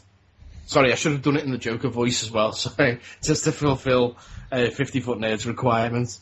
So then they all get together and have a big fight, bats. There you go. Yeah. And then it's got to have a random cameo by Stan Lee for some reason. Indeed. And then it does. And for Samuel L. Jackson. This was announced in a series of tweets by Legendary. There was 3 tweets. Just says that Gareth Edwards will be back to direct Godzilla 2 after he's finished filming his Star Wars movie. Then they announced that he'll be fighting the 3 monsters there.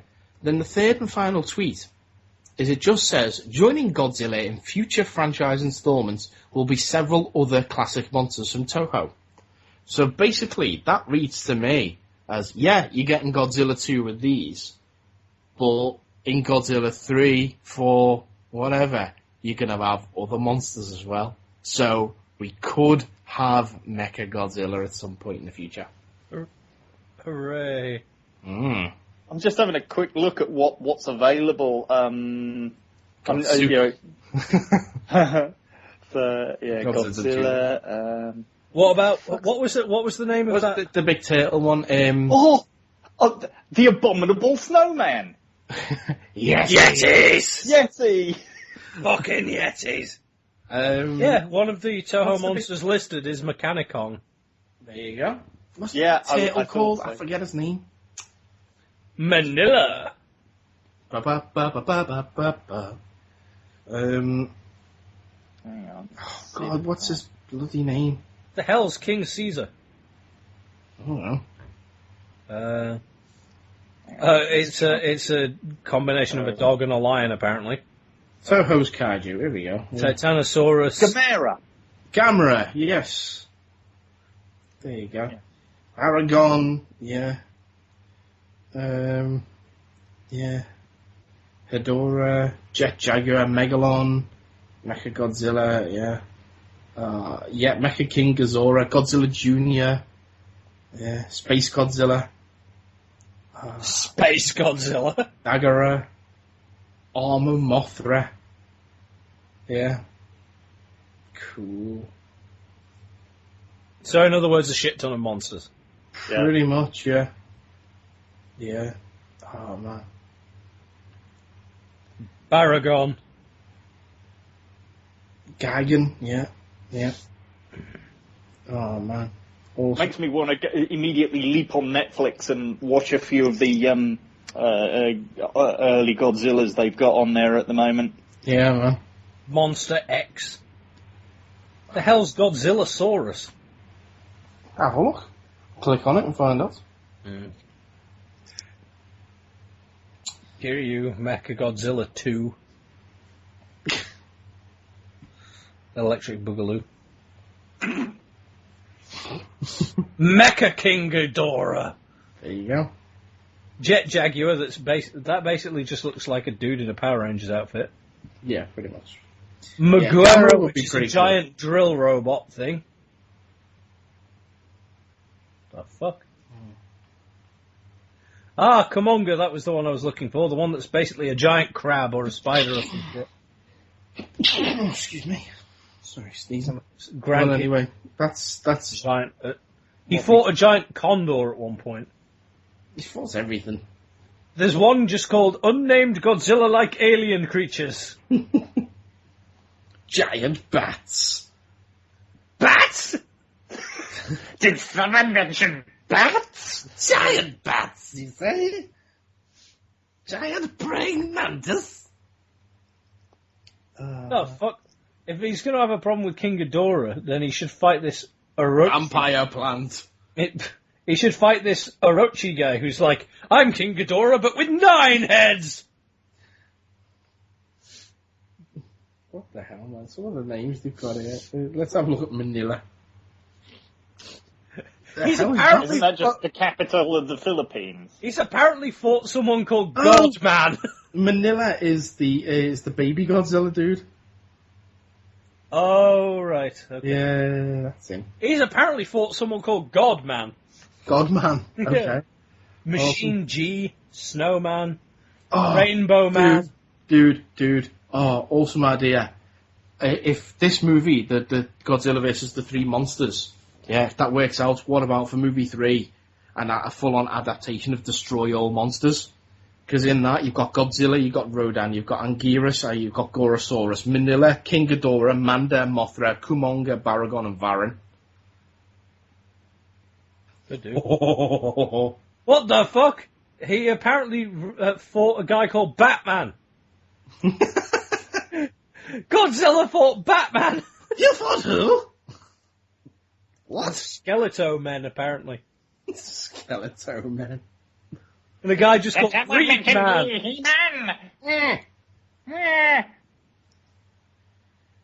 That's the weirdest. I'm just looking through Tojo Kaiju. This is amazing. Some of the bloody creatures. Dawson's familiar. I think I had to have that when I had indigestion once. Godzillasaurus is a species of theropod dinosaur from Godzilla vs. King Ghidorah. Yeah. Because it's different from other theropods because it walks more like a human. Some random crap about, say, called brain. Okay. Only in Japan. Godzilla 98. Fantastic. Yeah, Jet Jaguar is a giant mecha dude in Godzilla vs. Megalon. He's basically a giant robot that fights. Mogera is a UN-built mecha created by Toho that appeared in Godzilla vs. Space Godzilla. Its name is an acronym: Mobile Operation Godzilla Universal Expert Robot Aerotype. Ultraman! Brilliant! Kumonga is a giant spider. Hell King. Orochi came from the birth of Japan, apparently. We're just sitting here listing kaiju at the moment anyway. Well, if you guys want to go and look that up, you're more than welcome to do so. Megaloman is a cross between Ultraman and Godman. Awesome.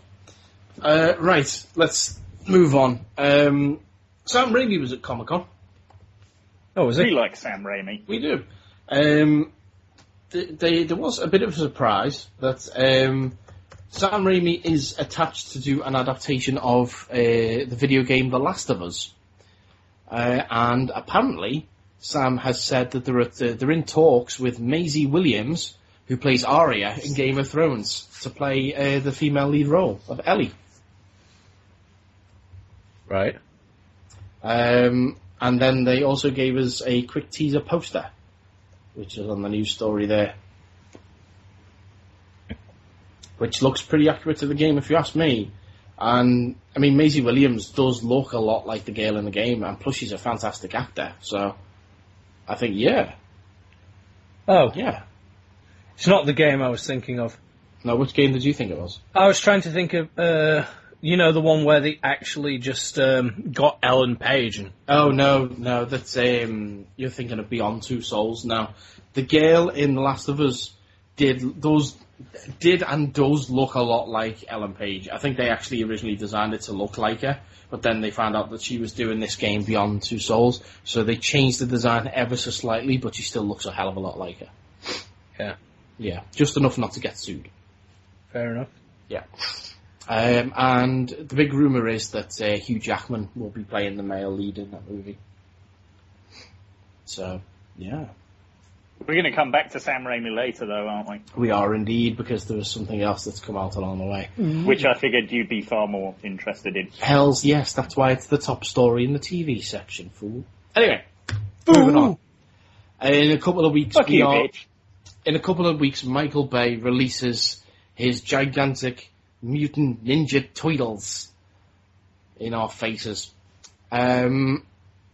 And the buzz around the movie is that it's actually quite good. We shall see. I am actually quite pumped to see it. Actually, when it first got announced, I was a little bit ugh. But the more I learn about the movie, the more I am actually intrigued. And the performances I've seen on some of the TV spots and the trailers, the Turtles themselves are actually really quite fun. So, plus it's got Megan Fox in it, so, you know, there's that. And Will Arnett, who's funny as anything, so, you know. Oh, Will Arnett's fucking amazing. Well, there you go. So, let's just wait and see. He's the guy but I'm thinking of, isn't he? someone asked the writers, Jonathan Liebsman and Brad Fuller, what they had in store if they get a sequel. Now, I would imagine they probably will.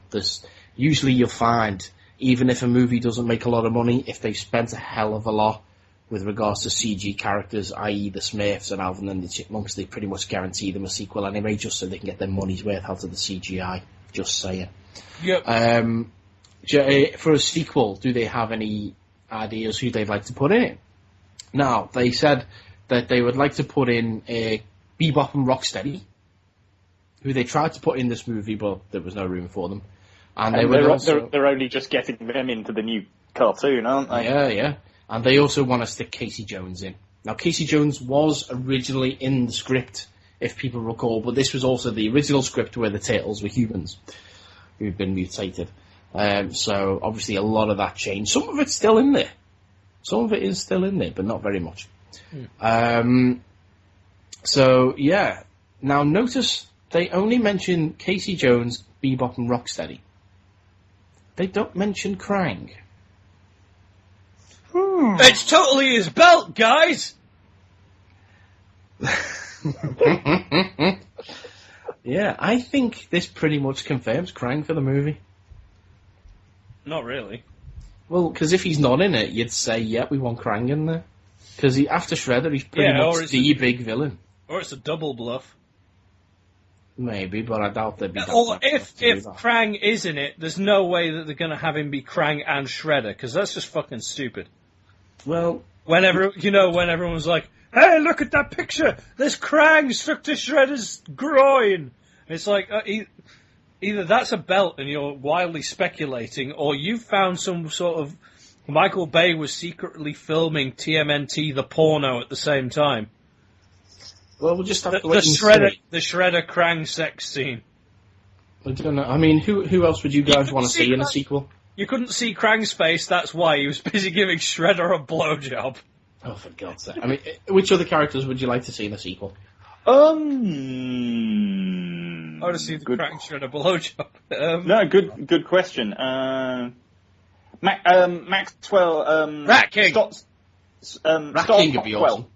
Baxter Stockwell. Baxter's in this. Stockwell. He's in it. Oh, awesome. Baxter Stockman, you mean? Yeah, he's in it. He doesn't turn into the Fly, presumably, but he's in the movie. Yeah, Karai is in the movie as well. I just want to see the giant fucking Terradome thing in the... Oh, the Technodrome. Technodrome. Yeah, I'd love to see the Technodrome.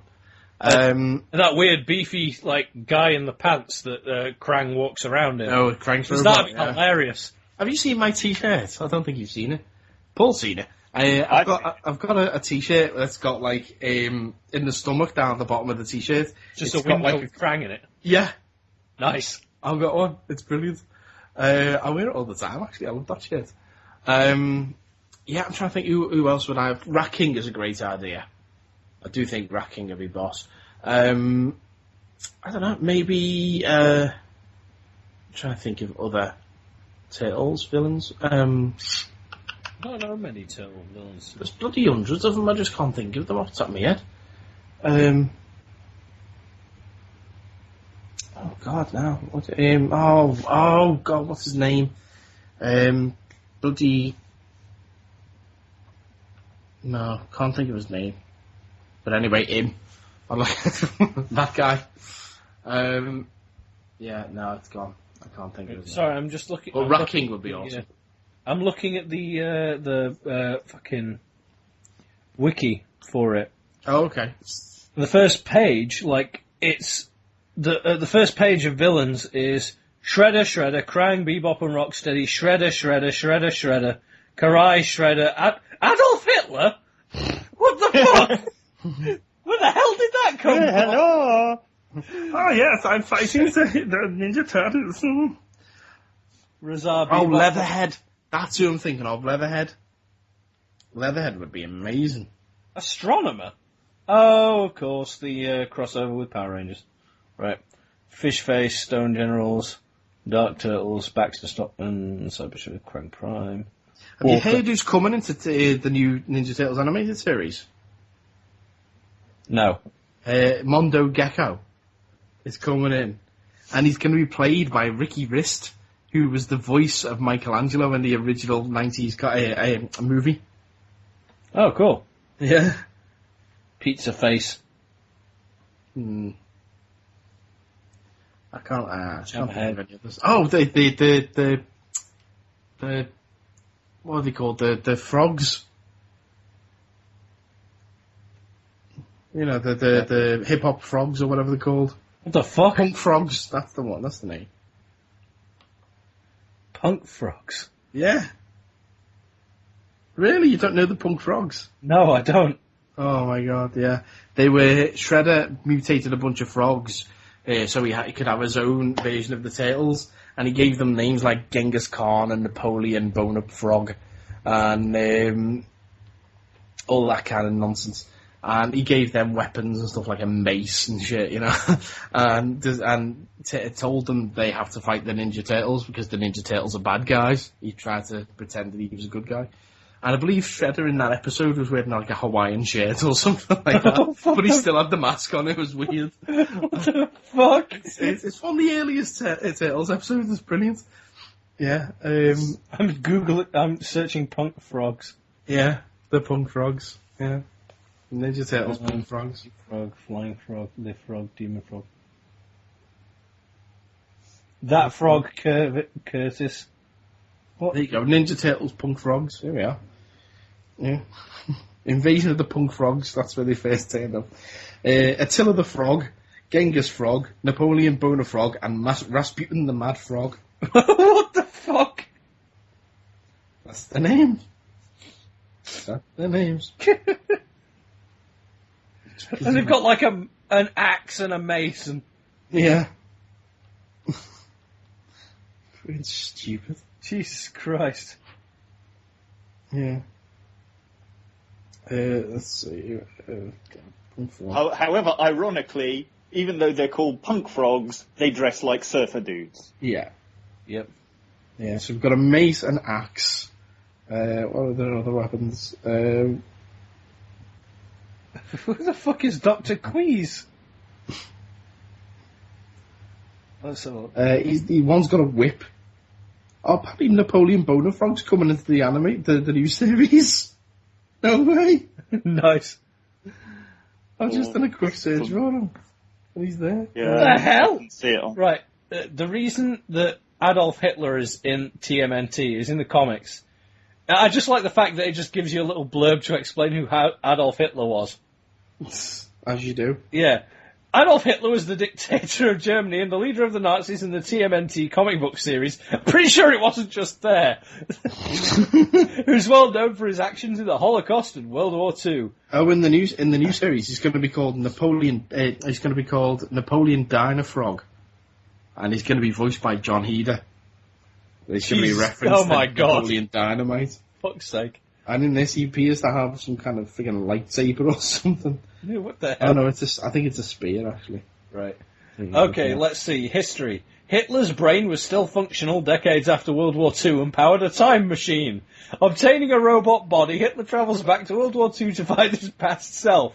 The Hitler from the future was destroyed by the Turtles while the past Hitler tries to get the brain, only to be punched by Raphael. Because life... Hitler points a gun at the Turtles just as they were about to leave. Leonardo convinces Hitler that he is in hell and they are demons that have come for his brains. Demons! Tells the dictator that they already have his soul. Hitler shoots himself in the head so the Turtles can't recover his brain. That is amazing! I'm looking at Turtles this convince Hitler to commit suicide. What the fuck? I'm looking at this panel That's on fucking the dark. Turtlepedia page, and it's basically one of the turtles decking Hitler, and the caption is "Best panel ever." Oh my god. Yeah, I'm trying to look at villains here. Let's have a look. I can't. I can't Soggy believe. Yojimbo. Awesome. Metalhead. Bugman. Okay.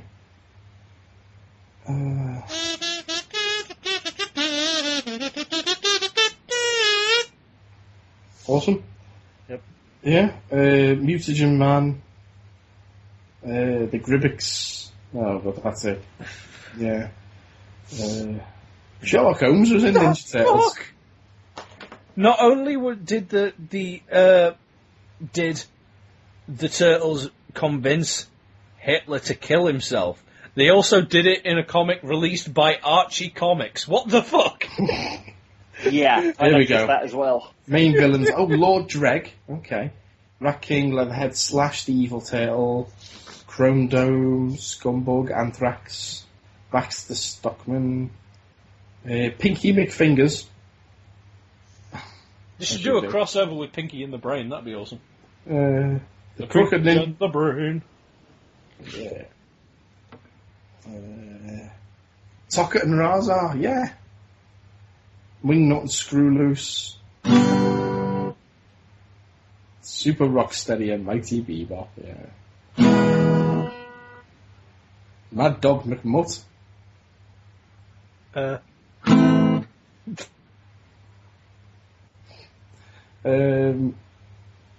These are for our Ninja Turtles EP. Yeah, yeah. Vorks. Slaw. Doom Quest. Tattoo. He playing Basti playing. So there you are. Okay. Anyways, all right. Okay, I'll find a bit of film news. Is about Marvel's Doctor Strange. We may have a Doctor Strange. Cool. We may have. Now, there's been a few names in contention, but the big one at the moment is Joaquin Phoenix. Huh. Yes. Well, it is now- it is well known that Doctor Strange walks the line. Oh, God, and you have to remember him. So, yeah, Joaquin Phoenix is one of the names in contention, according to The Wrap online. Also, a number of independent sources have stated they've seen Joaquin bombing around comic shops looking for Doctor Strange comics. That reminds me, I managed to actually read a Doctor Strange comic the other day. Oh, right. Yeah, it was pretty fucking cool. He fell into a burning ring of fire.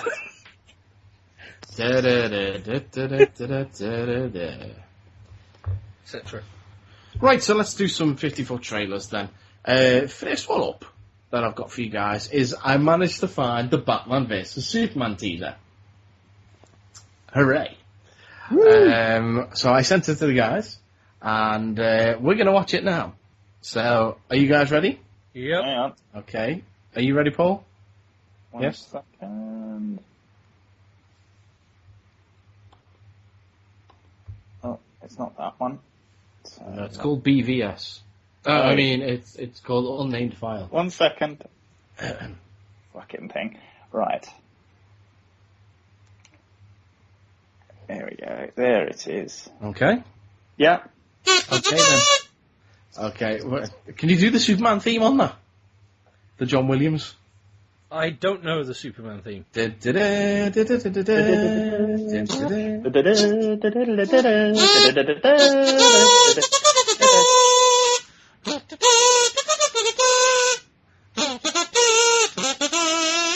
Star Wars. No, that's Indiana Jones. Oh, same thing, just change backwards. Yeah, sounds so jolly when played on a kazoo.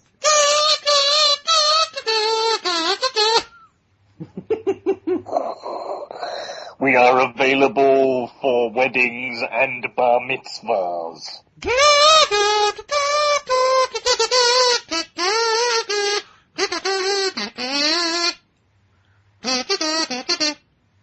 You must bring me the son of Skywalker, Bats!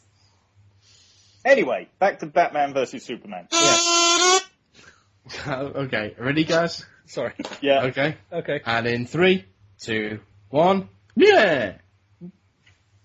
Shut up, Snyder. Show us the footage. Okay. So, this is some shaky cam stuff, basically, filmed by a fan at the back of the hall. Now, there's a number of security guards on the side that should really be stopping this dude. But whatever. Okay, so, let's see what's coming on the screen. What's coming on the screen? Anything We're coming on the looking screen? at the sea of stars. It's Oh, very there we dark. go. It's raining in Gotham City. And there is Batman pulling a tarpaulin off of the bat signal. He turns it on. And there he is looking awesome. That's pretty cool. And in the night sky, the bat signal shines up. But wait, someone is floating in front of it. It's a pissed off Superman whose eyes are glowing red. And Batman's just looking at him. Audience goes wild. So Batman's just looking at him going like, and what, like? And what, lad?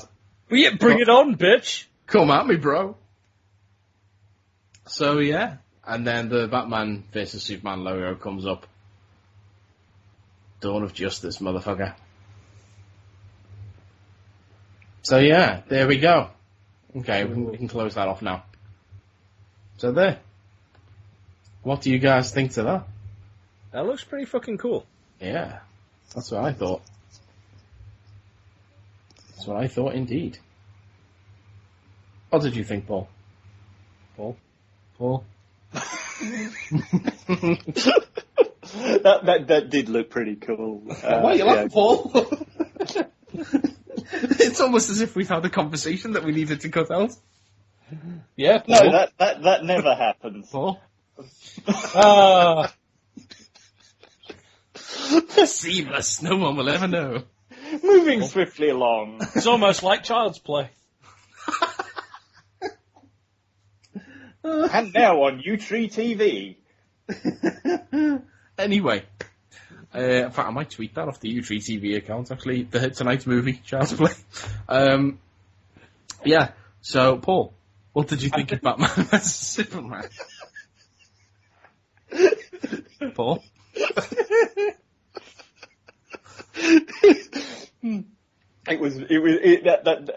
Considering that you couldn't see it in full quality, it was very, very small. He's talking about your penis. He's not talking about the Batman vs Superman. Come on, I'm trying to be serious here for a minute. It looked pretty awesome. It's definitely done the job that we're wanting to see more. Come on, it's like a Frank Miller scene come to life. Yeah.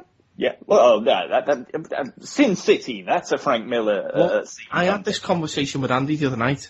How is it that Frank Miller's stuff is the easiest to translate to screen? Sin New City. to cinema, holy terror!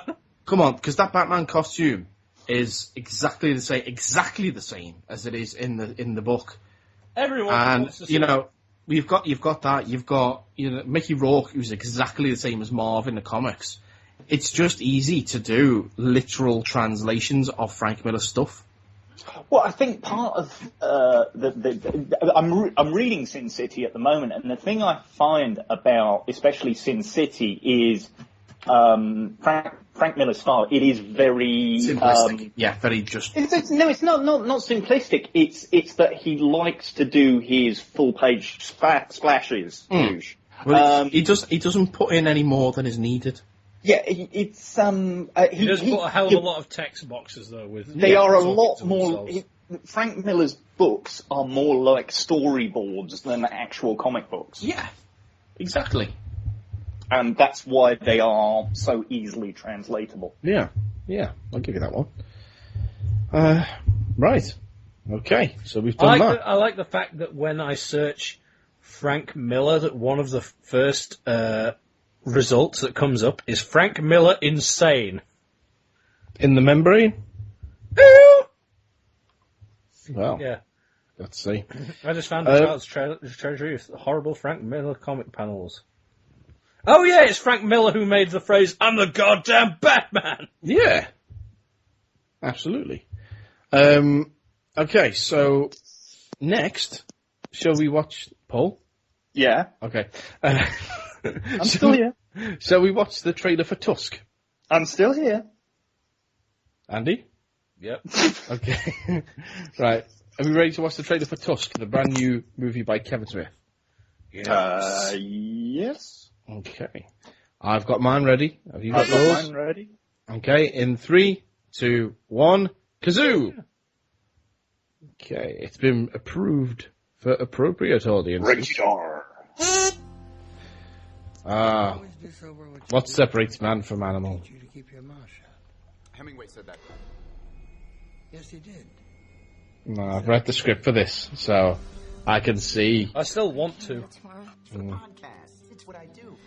I love the moustache. That's great. I just like the whole fact that the whole premise for this film is it's that kid that sees dead people. Yeah. I like the fact the whole premise for this film is to do a podcast, and the fact that he credits himself as a podcaster in the credits. Oh my god, Michael Parks is amazing. How far is Bifrost from here? It's about 2 hours from here. A boot, 2 hours. A boot! I said a boot! Have you not seen this yet, Paul? Could I interest you in some time? Parks is amazing. I was alone, and then something very swift and frightening moved by me. A walrus saved your life? Oh god, if you know the original story for this. Oh, yes, I do. Yeah. Thank you. You're welcome. Like, if you need to listen to the Smodcast that this I like came this from. bit. This is one of my favourite bits of the trailer. Yeah, that's just a proper fall in it, that. It'll be alright, Mr. Tough. Oh. No, that bit. Because I was like, they kept in the bit that Scott Mosier suggested. Because it was Mosier that suggested that bit, wasn't he? Why are you doing this? Oh, man. Oh. Are you really mourning your humanity? I don't understand. Oh. Who in the hell would want to be human? See, there's so many bits in this trailer that I know what's going on, I can't tell you. That's why I want to read the script.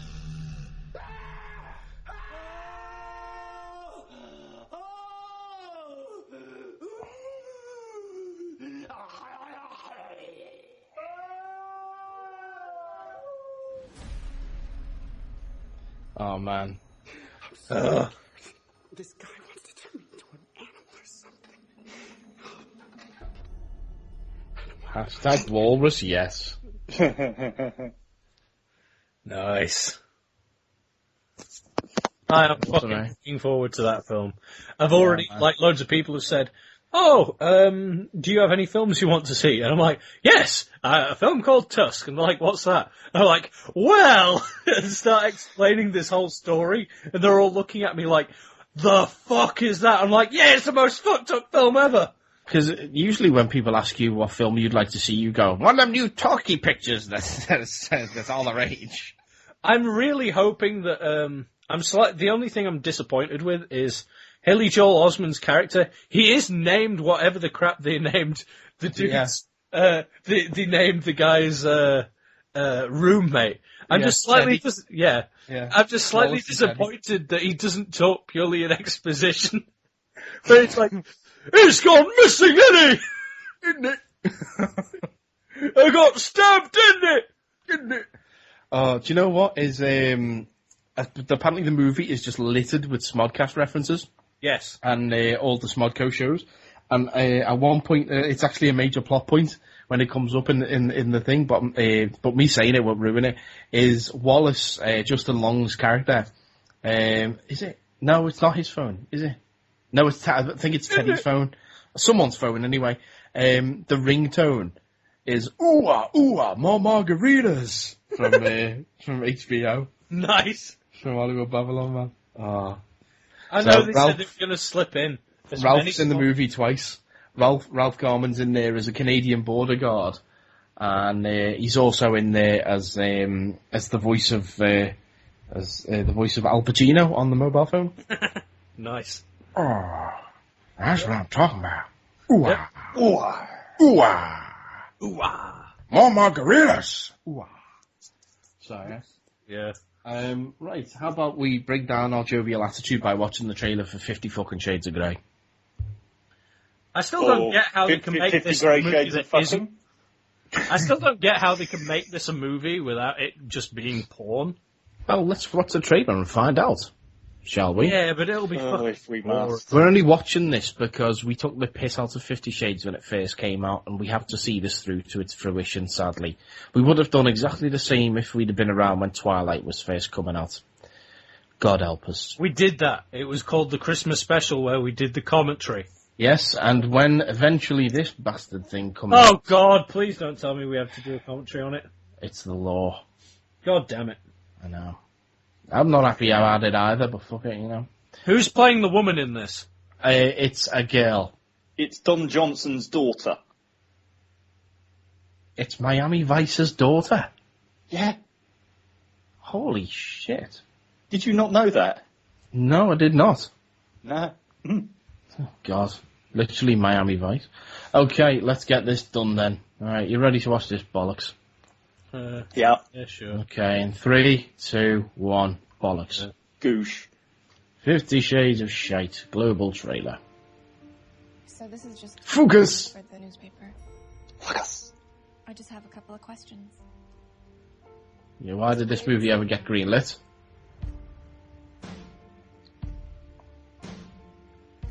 Here, there's a big door. What was he like? I like school children. Intense, smart, I'm Mr. Grey. intimidating. I've got a blurry face. Do you have any? That's why I demanded you came in school uniform. I'd like to know more about you. There's really not much to know about me. Will you suck my cock? I'm an ugly bitch. I am. I look like a cut-price Henry Cavill.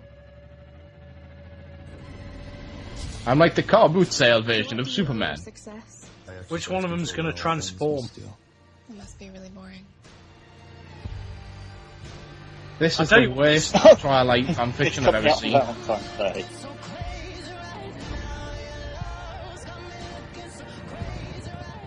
I'm capable. God, they even dragged Beyonce into this. I had a rough start in life. You should steer clear of me. This looks like the most Rocky? boring fucking film ever. I don't do Yeah, it is. romance. My taste. No, that's why I like to finger you at the table instead. You wouldn't understand.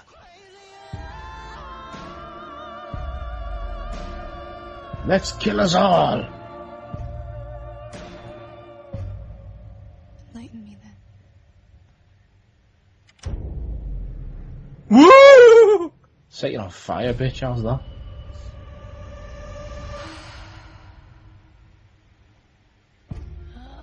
Welcome to my rape bistro! It's like coming!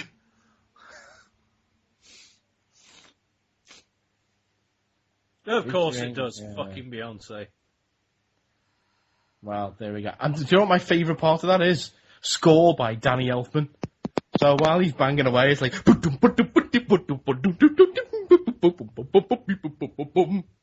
I'm Danny Elfman, I like to compose. Yeah, because all of his stuff is like, what? So they're going to be bang. Yeah, they're going to be banging. They'll be going, "This is Halloween. This is Halloween." Do do do do do do. Oh god, I'd love to have sex with Danny Elfman's Batman theme. Come in your ass, I'll fucking bone you, bitch. Oh my god, be awesome. Anyway, what were we doing? And you wonder why you're single. Yeah. Right. Well, that's it for official trailers. However, We have Quite some time ago on the show, I happened to mention that Rob Liefeld had talked about a trailer, a test footage rather, that had been shot for a Deadpool movie, starring Ryan Reynolds in the costume, and well, that leaked out on the internet today. Hooray! Guess who's got a copy of it? The 50-foot nerds themselves. Right. That'll do! Indeed it shall. I've got mine ready. And I've also got the trailer ready. Oh, I was about to I've make got that mine. joke. Andy, are you ready? My hand is down my pants, yes. Okay. In 3, 2, 1, kazoo!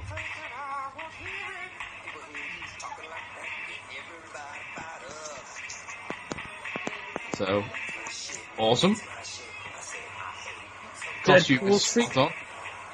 Deadpool singing along to Gwen Stefani. Yeah. Talking to the camera. Yeah.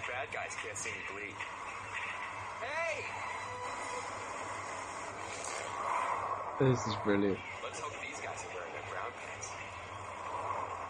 Is this a live action movie or is it 3D? Yeah, this is live action.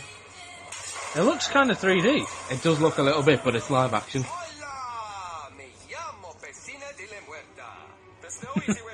And the pool of death. I'm pregnant, Trevor. What?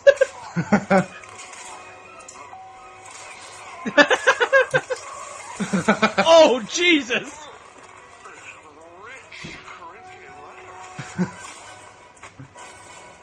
I love this.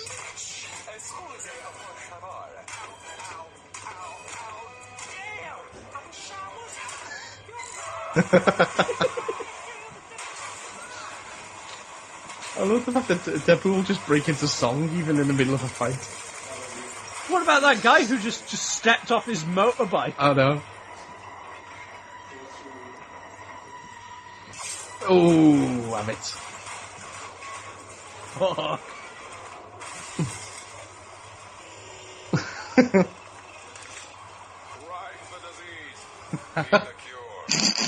Not the cure, but more like a topical ointment that reduces swelling and itch. You can even see Ryan Reynolds underneath that, can't you? That's pretty fucking amazing. There you go. Why is that movie not existing yet? I don't know. Paul? I think it's not existing because that's possibly a little too bizarre for the market. No, but it's amazing. That needs to happen. I mean, I'm sure, like, everyone was like, oh, Ryan Reynolds sucks after fucking Green Lantern. But if he released that movie, everyone would be, like, on his side again. They'd be like, holy fuck. Because obviously... Ryan Reynolds made the craziest superhero movie never made. Because, I mean, because it'll forgive the horrible Deadpool from X-Men Origins Wolverine as well. It'd be like... Totally, yeah. I'm pretty sure, didn't they say in that Deadpool movie, they did have him making fun of the... Yeah, exactly. So he'd just turn up and he'd be like, oh, I'm the real Deadpool, not that other guy with the swords coming out of his hands. Yeah. And all of this shit. And it would just forgive every... in most comic book people's eyes, it would just forgive Ryan Reynolds. And it just looks so awesome. Why does it not exist? It should exist. It should exist, you're right. Totally should exist. I'd watch that in a heartbeat. I'll be honest, I'm not as invested in the character as you guys are. And the problem you've got with what I just saw there is it's a guy with a full face mask. Yes. And all you're basically seeing is this sort of ripple under the mask when he's talking, and I don't see that working with Dredd. With the Spider-Man. audience. At least with Dredd, you can see his mouth move. Spider-Man. You can see the chin. Spider-Man spends Yeah, but he spends takes his time mask off every 5 seconds. with his mask off. Yeah. Well, they can do that with Deadpool as well. It's just obviously they will have to go, well, they'll have to expect people to be slightly shocked when he takes it off and his face is covered in cancer. Yeah. But I mean, yeah. For kids. Man, cancer face, man, cancer face. So, yeah. But otherwise... But most kids nowadays, like... I've got cancer faces. Yes. Most people of our generation... Well, am I technically in a different generation to you two, or not? I think we're both in a different generation to Paul. Yeah. Fuck you both. I don't know, Fuck you because both it's like Paul's... Buy me a drink first. We're all spanning like 3 decades now. I'm 27. You're Mike's just turned like 30, and Paul's turned 40. Yeah. So technically, I'm it's only like 3 years older than you, cheat. Yeah, but I mean, currently now, thanks to the way time has progressed, like it normally does, it flows like a river. Yes. There's the big ball of wibbly wobbly timey wimey nonsense stuff. But no, because of that, I mean, I'm still in my 20s. You've just turned into your 30s, and Paul's just 40s. But my point is now that technically, literally a month ago. Yeah. But now my point is we have someone who is in their 20s, someone who's in their 30s, and someone who's in their 40s. So now we cover everything. Oh, well, we need to bring an old man in on this. Rub it in, I guys. would like to Rub say it in. something about these movies. They weren't as good as in my day. I remember when Deadpool was played by Charlie I Chaplin. seem to be Charlton Heston. I remember when Deadpool was a cave painting. Get your damn dirty Deadpool out of my movie screens. It's funny you should bring up Charlton Heston. I'll be talking about him in a bit. Well, in that case, it's a very good reason to move through to Andy's comics section. It's a segue, folks. What the fuck's a segue? You mean a Segway? One of those things that you ride on 2 wheels. That's also a Segway. A Segway is kind of like one of those, but you buy it from Safeways. Oh, okay. Does Safeway still exist? Anyway, no, Sounder.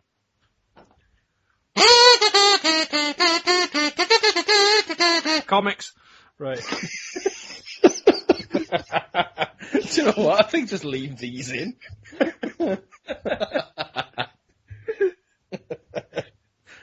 Right. Okay, the first one I've got is actually one you gave me. Ooh. Yeah. What did you give him? Cancer face. Syphilis. Herpes. Right. DC Comics, as you know. As I know. Fake Batman. What? But not just New 52 Batman, they also do a few things, including one that you brought up earlier, Batman 66. Why, old chum, it's Batman 66. Yep. So, what they've been doing is they've decided to do some, instead, as well as doing their own original stuff, they're looking into doing unproduced episodes. Holy unproduced episodes, Batman 66. Yep.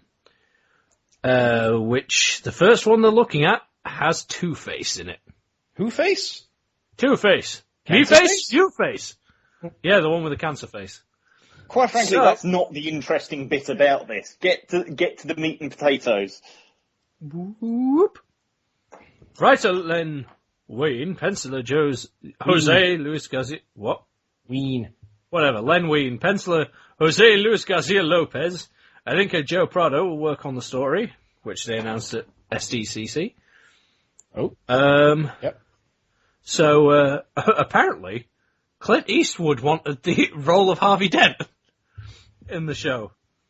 But, his Batman, Two-Face was... got 2 faces, punk. Yep. Two-Face was ultimately deemed too gruesome for the kids' show. What do you mean? I got face cancer. The kids will love it. Punk. So, does that mean that that the version of Two-Face that will be in Batman 66 will be modelled after Clint Eastwood? I really hope so. Modelled after. I don't think you look quite exactly like him, though. Inspired by. Yes. Yeah. Based on the Yeah, I face. mean they'll use him as a off frame rather than doing the actual like full-on likeness like they've done with Cesar Romero and whatnot. Yeah, it's because they own their likenesses, that's why. Yeah. You know what I mean.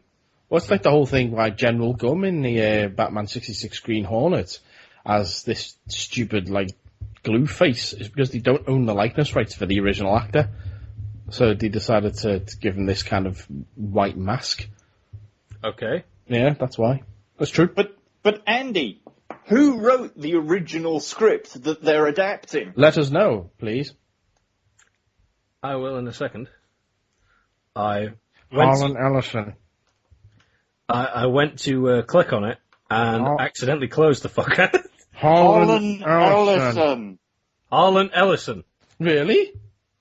Wow, that's cool. City on the Edge of Forever's Harlan Ellison. Awesome. Is that why you guys were excited? Because I was like, I don't know who that is. The man they ripped off to create the Terminator. Dun, dun, dun, dun. Allegedly. Dun, dun, dun, dun, dun. Hold on, what? Harlan Ellison originally wrote an episode of The Outer Limits called Soldier, which involved time travel and robots and things like that. And if you look at the credits to the Terminator, he took them to court over it. If you look at the credits to the Terminator, they do actually acknowledge Harlan Ellison's contribution to the original inspiration to the Terminator. Oh, cool. Yeah. Harlan Ellison, he's a grand old man, grand old curmudgeon of sci-fi writing, and he's awesome, and he's also marvelously litigious. He will sue your ass. That's why we love you, Harlan Ellison. Yeah, We've not said one bad word about you. Apart from me not knowing who you were, but now that's been corrected. Yes. I would like to sue Andy Wears for not knowing who I am. No. He worked on Babylon 5 for a number of years. He was also working as a waitress in a cocktail bar when he met you. I don't want him anymore. Don't you want him? No. Paul. You can't believe it. Paul. When I said Paul. that I won't see him. Paul. Paul. Paul. Paul. Hey, Paul. Paul. Hey, Paul. Paul. I've got a dog, Paul. I'm going to drown Harlan Ellison in a fish tank. Quick, move on before he sues us. That was a threat against my life. Let's move on. Andy, what's Why your did you next keep story? doing ridiculous impressions of me? I don't hear anything like this. Hey, man. Don't do that, man. I got kidnapped by Tyler. Anyway, carry on. Right. My second story for Comics News. Let's see how to go into this. Basically, Marvel are looking into making comics of Agents of S.H.I.E.L.D. You surprised me. Of Agents of S.H.I.E.L.D., wow. Yes, but not only is it going to be just like a tie-in series to the show, right? They are actually making it so Agents of S.H.I.E.L.D. characters are officially a part of the 616 universe now. Ooh. Yep. Everyone in in MU is a potential. Coulson is one of Wade's. Sky looks to be in it. There's a cover that they've done. Well, I can't see because this won't load up properly on my laptop for some stuff. I looked at this earlier. I did see it earlier, though. It's an interesting image because you've got the kind of the S.H.I.E.L.D. guys at the bottom. So Coulson, I assume that's Melinda May. Yeah. But then they're surrounded by other Marvel characters. Sky's right in the centre, and Fitz and Simmons are on either side. Oh yeah, Cap's there, and Storm's up the top, Thor, Spider-Man. Thing. So, yeah, but bringing the agents of S.H.I.E.L.D. in to the proper universe. I love the fact that Simmons Leo has got a gigantic gun, which is awesome. And Leo apparently gets a helper monkey. Yeah, Fitz gets his monkey. I don't know what that's about. But Fitz is always going on about wanting a monkey. Fair enough. Yeah. There's definitely a tradition of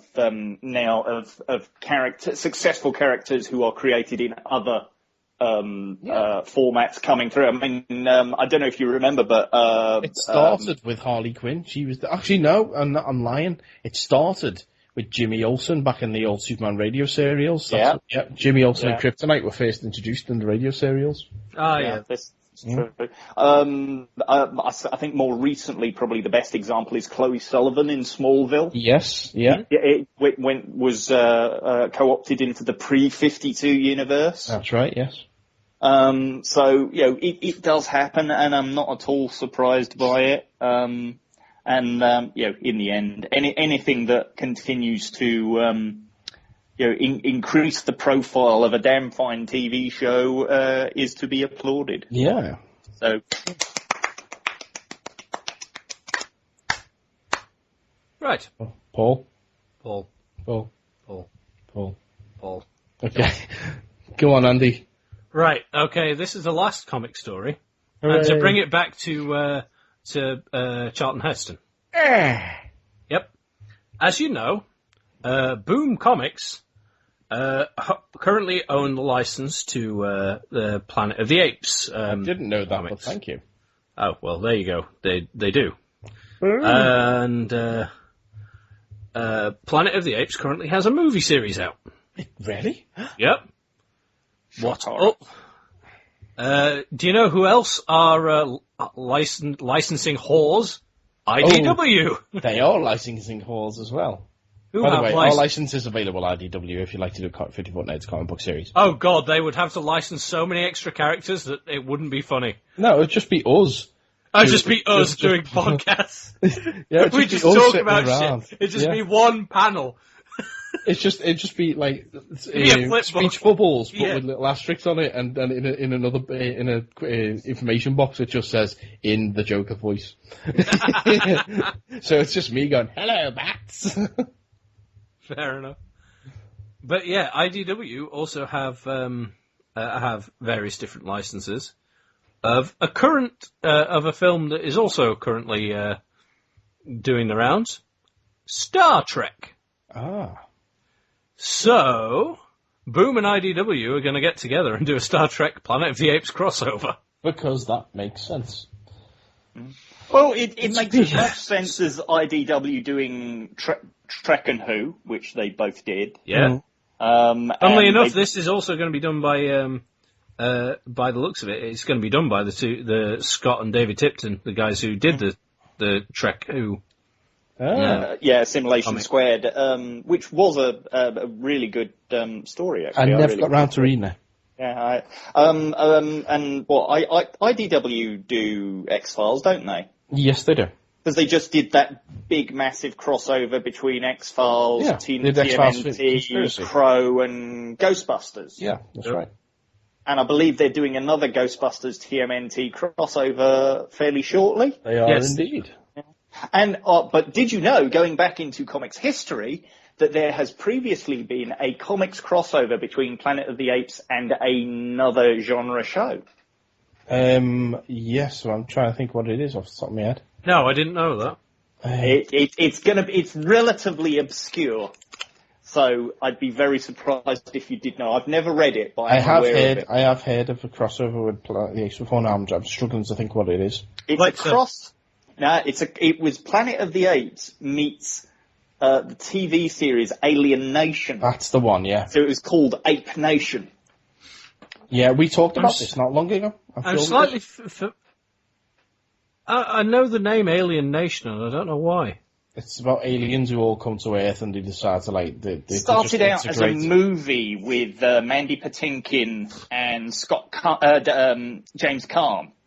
Khan! And then it got adapted into a TV version, which was basically the same. It's a police procedural. Yeah. It's a cop buddy show, except one of them's an alien, and the Tenctonese, these aliens that basically crash landed on Earth, are the slave class of this particular race, and they are the newest immigrants into American culture, and it was a great show. Only lasted for one season. Got brought back about 5 years later to do 5 TV movies, and it was a great show, and you'll see some of the cast you'll recognise from. I'm sure it'll get other the stuff. inevitable reboot soon.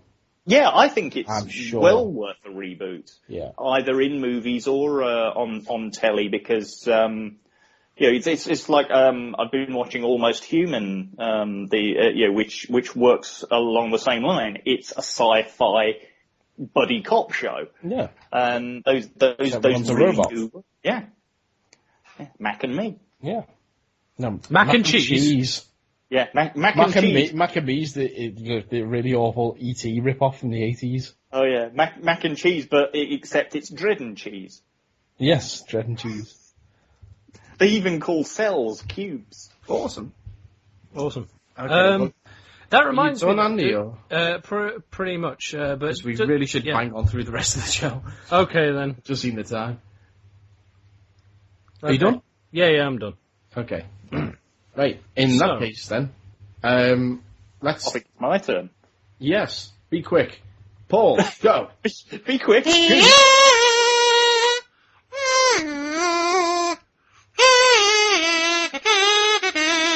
It's time for Doctor Who. Doctor Who.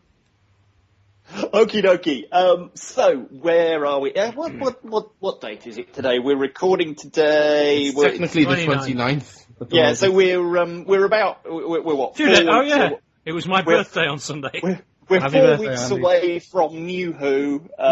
Deep Breath, due to air 23rd of August. Last couple of days, they've announced that there's going to be cinema viewings of that around the world.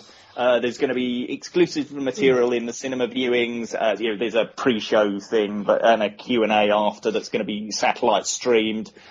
Doubt I'm going to go to that because I went to watch Day of the Doctor last year at the cinema, but it was the 50th anniversary. It was in 3D. It was a big thing. Less bothered about this, but that's what's coming up soon. But what they've announced today is that a UK tour is going to happen next year in 2015 of the Doctor Who Symphonic Spectacular. Now, if you don't know what this is, they've basically Doctor taken Who the concept again.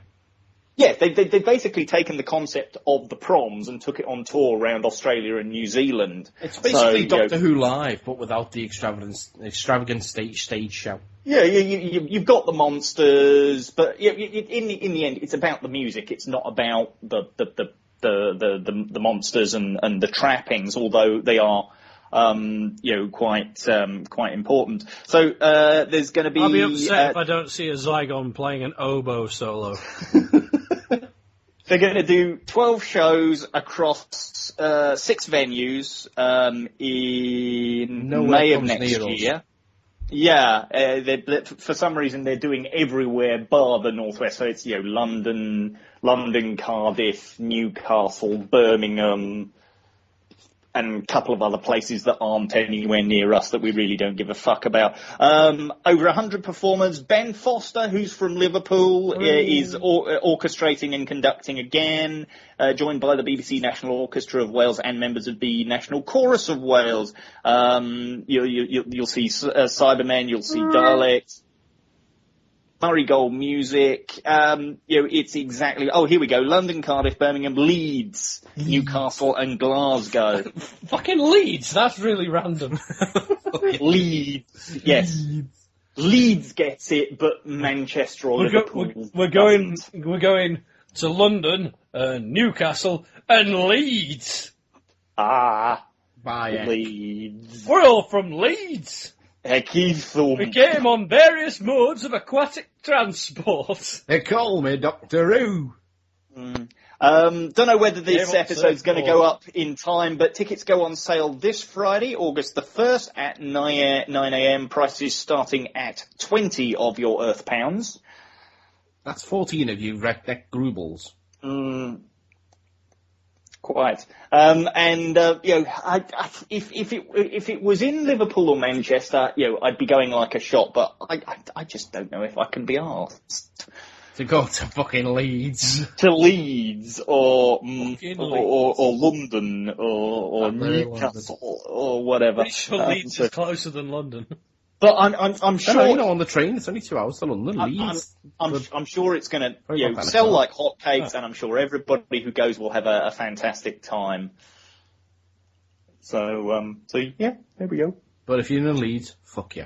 Yeah, that's your Doctor Who news for this episode. All right, okay. Andy, give us a TV sounder. TV! Okay, right. Oh, shit, I didn't get the bloody stories. Sorry. Oh, really? I've just had Bruce Campbell poking himself in the eyes for the past 5 minutes. Hang on, sorry. I totally should have got them open. It's my own fault. The thing I was going to bring up earlier was that was it the show V that we were talking about at some point? V is aliens on Earth again, but they're evil aliens. Yeah, that's the one I was thinking of. V was produced by the same guy who went on to produce Alien Nation. Ah, so I knew that there was some involvement somewhere. Yeah, so there is a connection there. Okay. All right. Okay. Yeah. Okay. I'm ready. Ready? Yep. Okay. Right. First news story is it's amazing. Sam Raimi has confirmed at San Diego Comic-Con that he is currently writing an Evil Dead television series. Hail to the king, baby! He's working on that with himself, Rob Tappert, the producer of the original Evil Dead, his brother Ivan Raimi, and then everyone was wondering, well, who's going to be in it? Who's going to be the star? Well, someone tweeted Bruce and said they'll only watch the series if Bruce is the star, and Bruce went, "That's the plan." Groovy. So it's looking like we're going to get a Bruce Campbell starring TV series of Evil Dead. It's incredible. Okay, right. So you're our resident Evil Dead expert. Yeah. Our resident Deadite. Where the fuck do you go with a TV show then? Well, it's funny you should say that, Paul, because there was a fan online, probably about 10 years ago. He went by the online handle of Omar Snake. Now, this guy, he wrote, I have them all on my computer somewhere. He wrote about 100 episodes worth of an Evil Dead TV series as fan fiction. Fuck. Was it any good? Because it's actually not bad. It's all about, I'd love to find him and reach out to him. It's all about Ash fighting various monsters and deadites and stuff, and it's all to do with this guy, this shadowy figure behind the scenes called Lajos Zabos, who's trying to find the Necronomicon and basically take over the world and bring about Armageddon. And some of the people that he had in mind to cast as various things. I mean, Zabos. What was he called again? Omar Snake. No, the bad guy. Oh, Lajos Zabos. Basically, he's this shadowy figure the entire time. You never see him until like episode 50 or something like that. And then he'd written in the credits who he'd have cast as that, and it was David Bowie. What? David Bowie bringing about the end of the world. It was mad, and like some of the things David Bowie and on. Yeah, there was a character to destroy the world. There was this character that Ash would hang around with called Dr. Stone, who knew about the occult and everything like that, and his daughter was called Rosetta Stone. Oh, and I know. And there was some great, and like it was just brilliant, and it was all about Ash and like his girlfriend and stuff, and he lived with Scott from the original movie because it took place in the Evil Dead 2 Army of Darkness universe. And I actually wrote a piece of Evil Dead fanfiction myself a number of years ago, which was Evil Dead Ash versus Jason, and that actually took place in continuity with his series because Ash was living with Scott, and there was a number of references to Omar Snake's series. And I actually sent him a copy of it, and he said to me, it's genius, like the idea of like the type of car that Scott drove and everything like that. I had it spot on. I'd love to find him. I would really love to find him, and as I say, speak to him. I don't know, obviously, if any of what Omar Snake wrote would be used in this. Probably not, but that was the closest I ever had to an Evil Dead TV series until now. Obviously, it's not going to be as gory as the remake movie that we had recent. Not remake, sorry. The the secondary timeline movie, because I'm not going to call it a remake, reboot, whatever, sequel. I'm going to call it a secondary timeline. I don't know. It's obviously not going to be as gory as that, but I'm sure they'll take a few cues from it. But I'd say if it's going to be Bruce as Ash, I think it's going to be slightly more along the horror comedy lines of Evil Dead 2. Maybe not as wacky, but certainly not, out and out gore. Was it this series that I will just send you the link to? Okay, let me see. It could possibly be. It's loading up. It's taking its time to load up. I believe it is. Yes, this is it. Oh my god. Yeah, written by Omar Snake. Yeah. Continues the adventures of Ash. But it only goes up to Talk to the Hand. Oh my god, you can tell how old this is because it's on GeoCities. Yeah. It only unless it's not loading up properly for me, but it only goes up to... it's not loading up properly. Yeah. It doesn't go 20 episodes on there, but it does I've have got like his 100 email. of them somewhere. Does it? I don't know if it'd still be working, but... Tried opening one of the documents. These are Word documents, and it didn't open. The one I just tried clicking didn't open. Right, yeah. I'll just try another one. It's downloading for me. Let me try it. Yeah, man. Oh my god, this is mental. Yeah, it's open for me. Downloaded. Trick or Treat open for me. Yeah. Oh, okay, cool. The pilot episode. Yeah. I mean, it's mainly just treatments for the episodes and stuff, but some of them are full scripts. Yeah. Definitely. Phantom Menace. Yeah. Well, weirdly, some of the titles they've used there have been used in the in the Dynamite comic series, like Shock Till You Drop. I think it was I can't remember if it was the first or the second limited run Army of Darkness comic series, 4-issue miniseries, was called Shock Till You Drop Dead. Cool. Which is all about a dead outbreak at the S-Mart and stuff. So, yeah. Yeah, and obviously the Christmas episode there, what fun it is to sing a sleighing song tonight about killer Santa Claus and everything. Oh man, definitely going to have to look into this a bit further. But yeah, so Evil Dead TV series. Woohoo. Next up, Marvel announced that Daredevil will be gracing our screens on Netflix in May of next year, May 2015. So just under a year's time, we're gonna have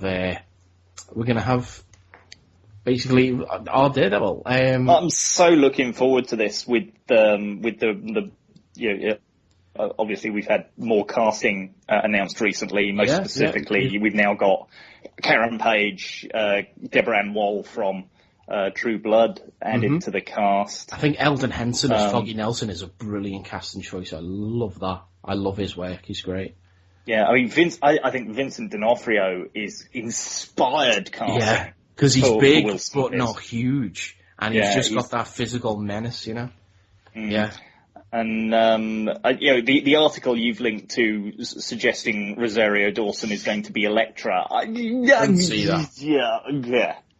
Yeah. I don't see that. Yeah. But obviously, our mutual friend Mr. Smith is very happy about her being cast in Daredevil. Absolutely. Because she's worked with him, and also he wrote Daredevil. Yeah, friend of the show, Kevin Smith. I can actually say that now. Awesome. Would you like to pick that name off that you dropped on the floor? Oh, no, you can keep it. Okay, next we're going to move through some more Marvel TV and talk about Agent Carter. Yay. Now, basically what they're going to be doing for Marvel on television is, well, obviously we've got Agents of S.H.I.E.L.D. When Agents of S.H.I.E.L.D. comes back, we're going to have about 10, 12 episodes of that. Then we break.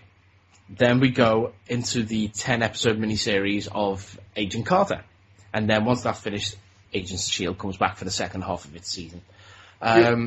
We've discussed this previously, where because it is a much stronger way of doing it. Absolutely. So they're not, they'll have a solid run of Agents of S.H.I.E.L.D. instead of 3, 4, 5 episodes, then repeat 3, 4, 5, and then having to do that for 9 months of the year. You've got solid new programming every week for 36 weeks or whatever it works out as. Absolutely.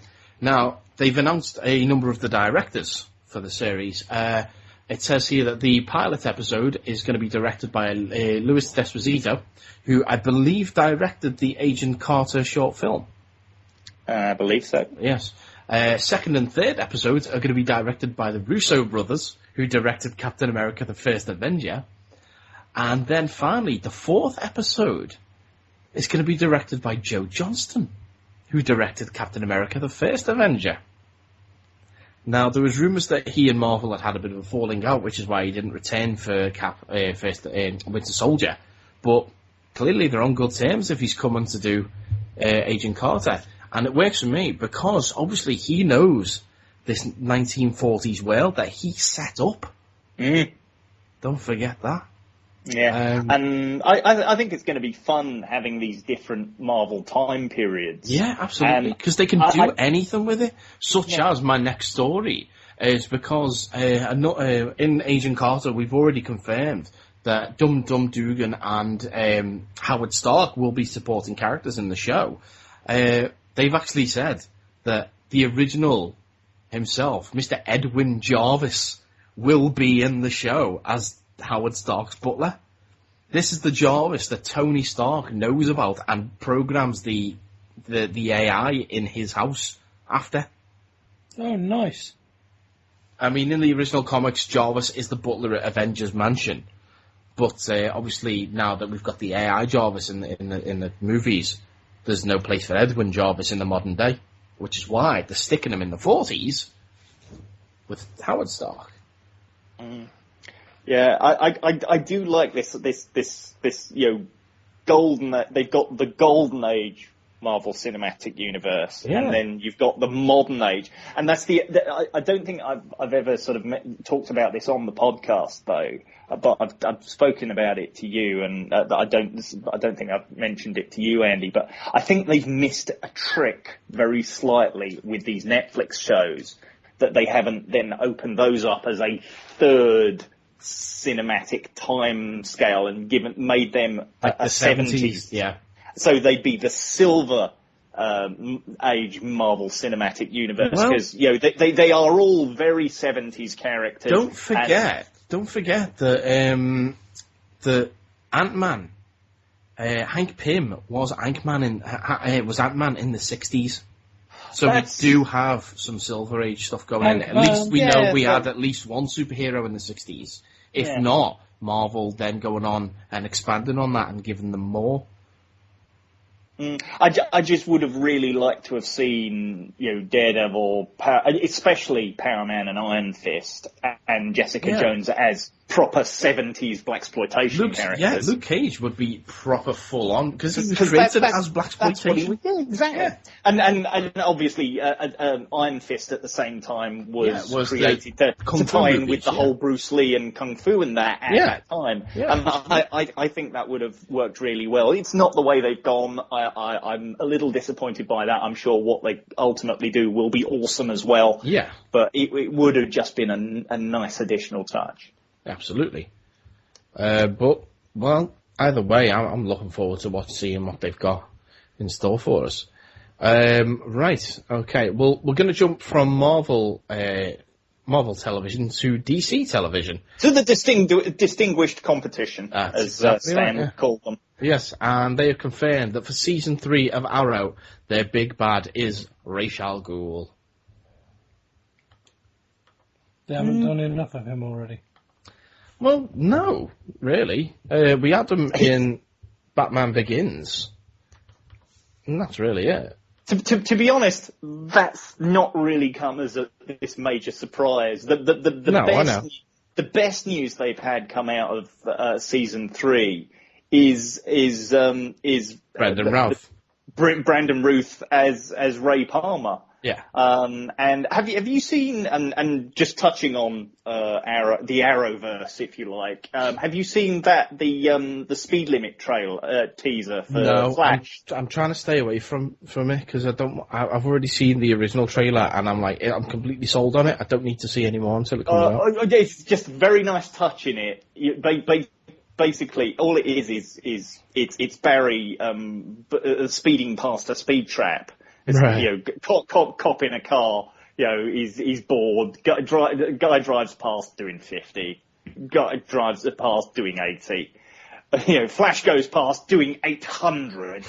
But he's basically hiding behind a Palmer Industries sign. Oh, nice. Yeah, so there's that cross-pollination already between the two shows. Well, apparently, I read that instead of Ray Palmer, they actually originally wanted Ted Cord, but DC said no.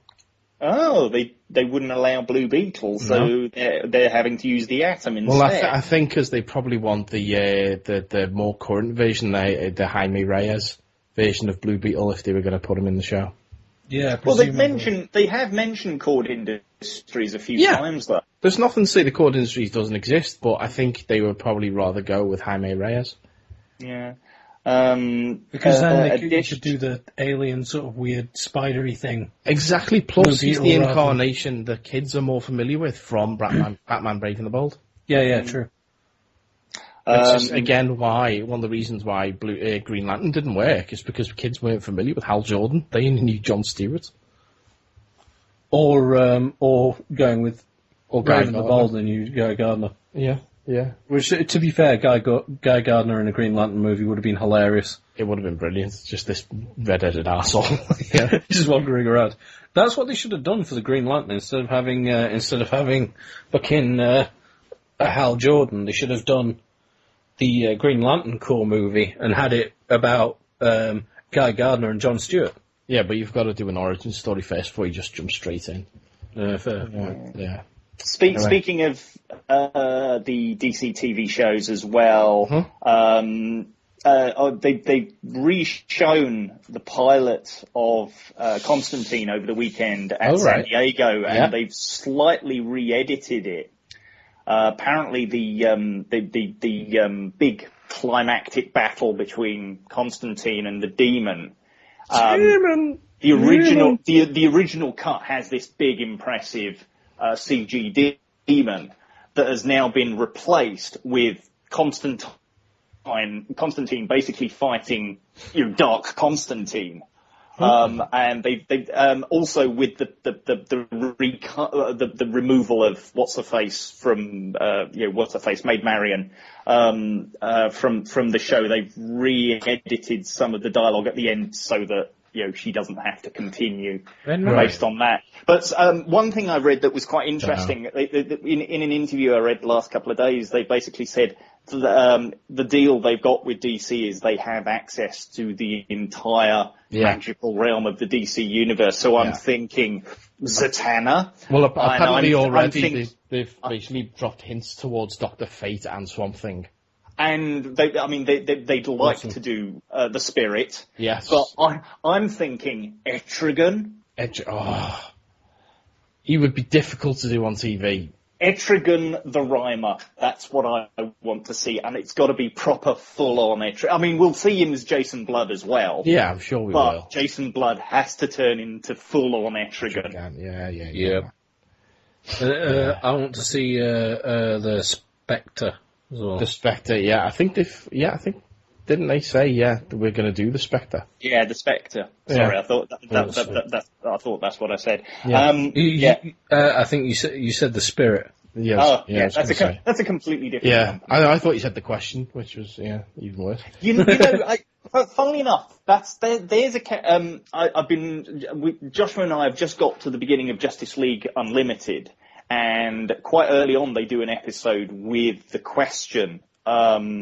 And I was, that just left me thinking, actually, the question would be quite good in, probably in Arrow, actually. Well, the question's in the, didn't they do the DC shorts with them 3 shorts, didn't they? There's like, I think they did them with the Batman, the Superman Shazam thing. I can't remember. They're on Netflix anyway. I'm sure there's a question one which is like set in the 70s. It's like a hard-boiled detective thing. It's brilliant. Which series is that? Sorry. It's not a series. It's on Netflix. There's like just 3 short films that DC put out. Oh, okay. Yeah. Oh, yeah. Yeah, they're pretty awesome. Definitely worth checking out. Yeah. Yeah, and I just reminding myself one quick way to go. Was it that one? Oh. Well, while you're doing that, I'll just confirm what Marvel Animation said. They are going to do a Guardians of the Galaxy animated series. Yeah, how awesome. Yeah, I mean, clearly they're expecting the movie to do serious bank, so they're getting ready now when they're announcing all the spin-offs. I mean, we've seen the Guardians in a number of the DC animated stuff already, including Ultimate Spider-Man, probably where they've been best seen.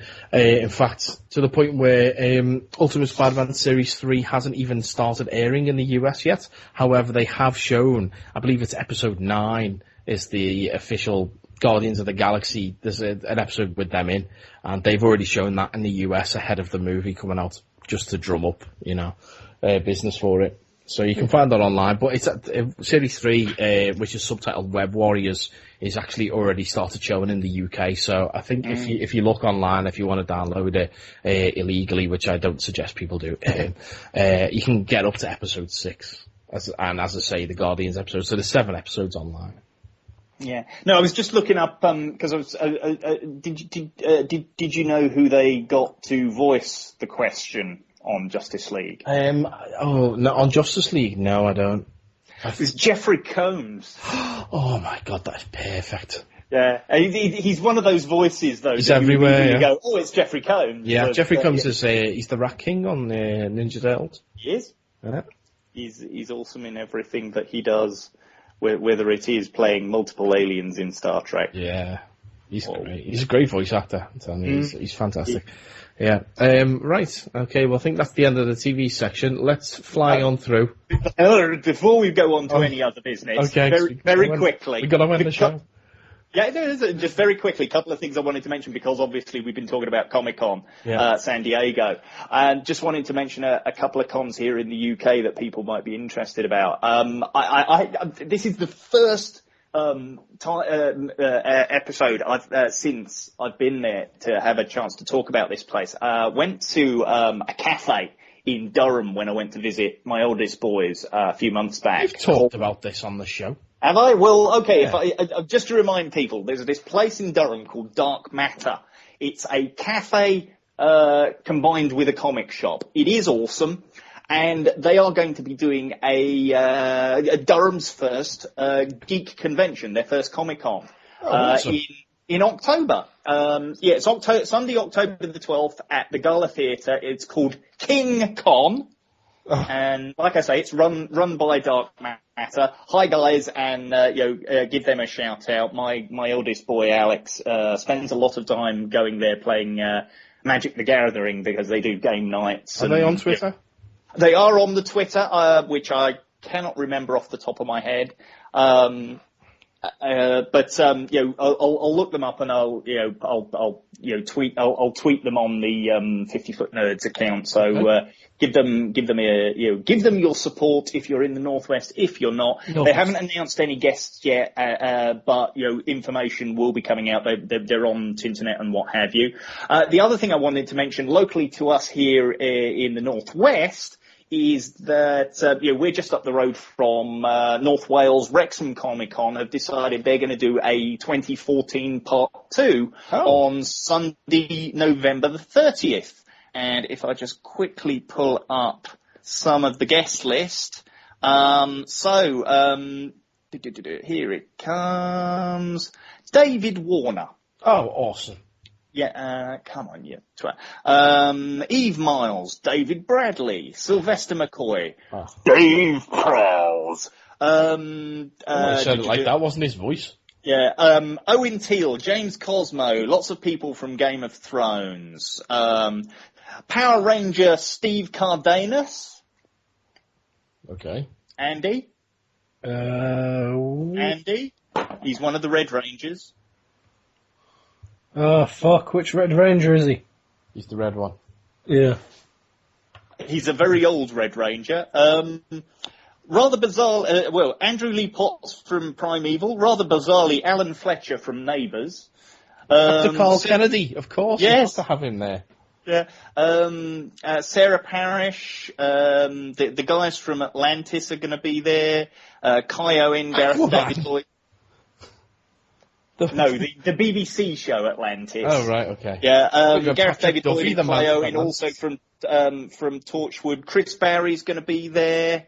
Anjali Mahindra from the Sarah Jane Adventures. And funnily enough, our new friend Simon Fisher-Becker. Hooray! That's the film. Go. That's the film and media guest. They've got their sort of artists and writers section as well. We should talk about it, man. Go and see Simon. Yeah, Andy Lanning. Hooray!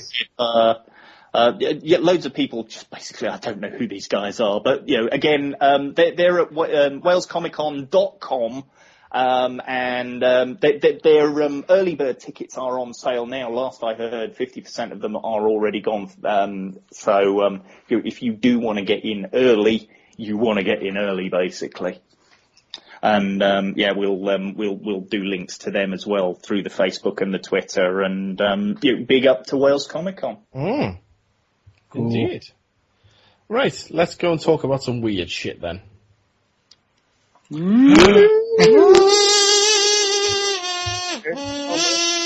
Yetis and shit. Weird shit. Weird. No Yetis this time, I'm afraid. I did look. Oh. I did look. There was nothing. But the first story I've got is now we're all men. We're all men of a certain age. We're all men of a certain age, and we all get aches and pains and what have you. And I'm sure we all visit the doctor from time to time. Yep. I know I was at a doctor. Yesterday. Yes. Yes. That's what have you done this time? No, it doesn't matter. But I went to. It was an STD. No, it wasn't. There was a chap in China who can only be identified as Mr. Chen. Ming? Yes. He went to the doctor. Now on he'll be called Ming. Yes. Yeah, there's a guy, Mr. Chen, visited his doctor complaining of stomach pain and blood in his urine. Now, the chap underwent a CT scan and was then told that, in fact, he wasn't Mr. Chen. He was Mrs. Chen. He actually has female genitalia and was experiencing period pains. What? Yes. That's what I realised.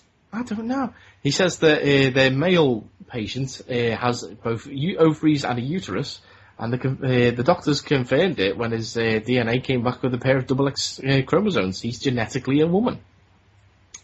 The doctors examined again to conclude that he didn't have an Adam's apple or male genitalia. Now, the chief of First People's Hospital of Yongkang said, he was wearing men's clothes and had short hair, so we didn't think he would be a female at the beginning. Mr. Chen is then reported to have told the doctors that he and his wife have had intercourse. Somehow. Yeah. Yeah. How does that work? At times like this, I think of the movie Boys Don't Cry. Which is, if you ever seen the scene where Brendan and his girlfriend have sex in that without actually having sex. Okay. Yeah. Right, read the quote again. Okay. Ready? Yep. He was wearing men's clothes and had short hair, so we didn't think he would be a female at the beginning. Oh, that was quiet. God damn it. Were you trying to do a gong? Yes. Never mind. I was trying to play it through my phone, but it's too quiet. Yeah, that's not our usual gong anyway. Never mind. God damn it. Put it in post. God damn it, Starscream. Next up. Do nothing! Fire! Who let Andy on fire! You said that before and I wasn't sure what you meant. Those of you who know, know. Okay, well, according to Huffington Post, there are many ways to kill a spider, including a shoe or a saucepan. But about a homemade blowtorch? Yes, this week's Darwin Award goes I've considered that before. a man in Seattle. Not just a blowtorch, a homemade blowtorch. Yeah. It caused $60,000 worth of damage to his home. According to Como News, the man found the creature in his laundry room, and when he tried to escape onto a wall, he used a can of spray paint and a lighter to set it on fire. You know, as you do. Now, who wants to be Kyle Moore of the Seattle Fire Department? Anyone? He's Kyle Moore! I will. Okay. Wait, which one of us is being it? He's Kyle Moore, so you've got to do it in the Dirty Moore verse. Okay. There are safer, more effective ways to kill a spider than using fire. Fire is not the method to use to kill a spider. But what happened to the spider, Mr. Moore? I'm pretty sure the spider did not survive this fire. The whole wall went. So he should be charged with cruelty to animals then. Fire! Fire, fire, burning a spider. Burn down your wall, it can't get you much. Rider? Friday. Okay, right. Now Spider-Man burns whatever a spider can. We know there's no such thing as monsters under the bed, don't we? Really?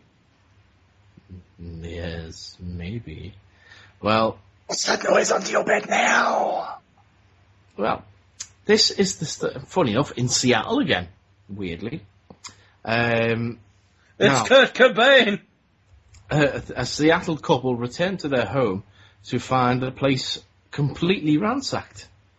Now, Brian and Bridget O'Neill found clothes scattered on the floor, a mound of electronics piled high on the bed, junk mail ripped open, a can of paint flung over the toilet, and lotion smeared on all the doorknobs. So, naturally, you assume ghost. Because why not?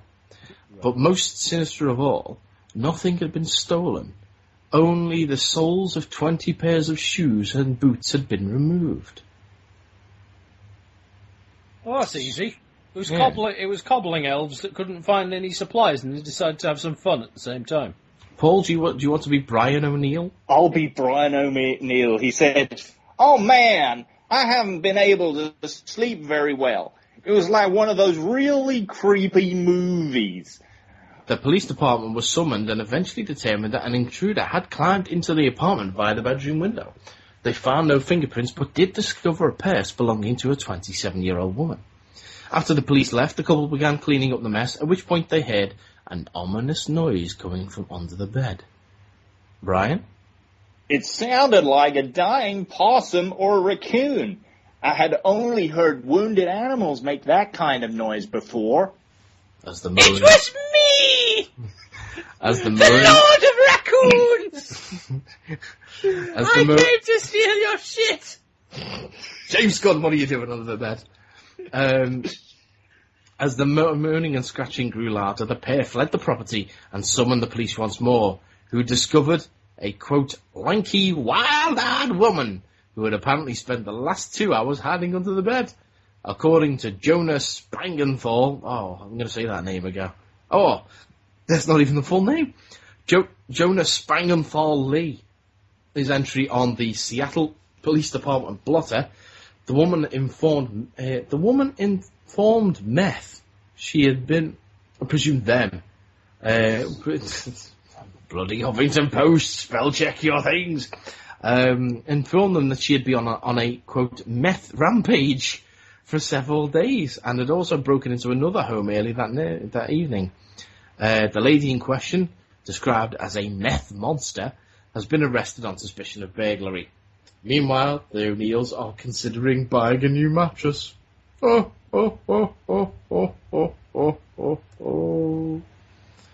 And there's Mr. O'Neill there. So, Paul, do you think the voice matched the face?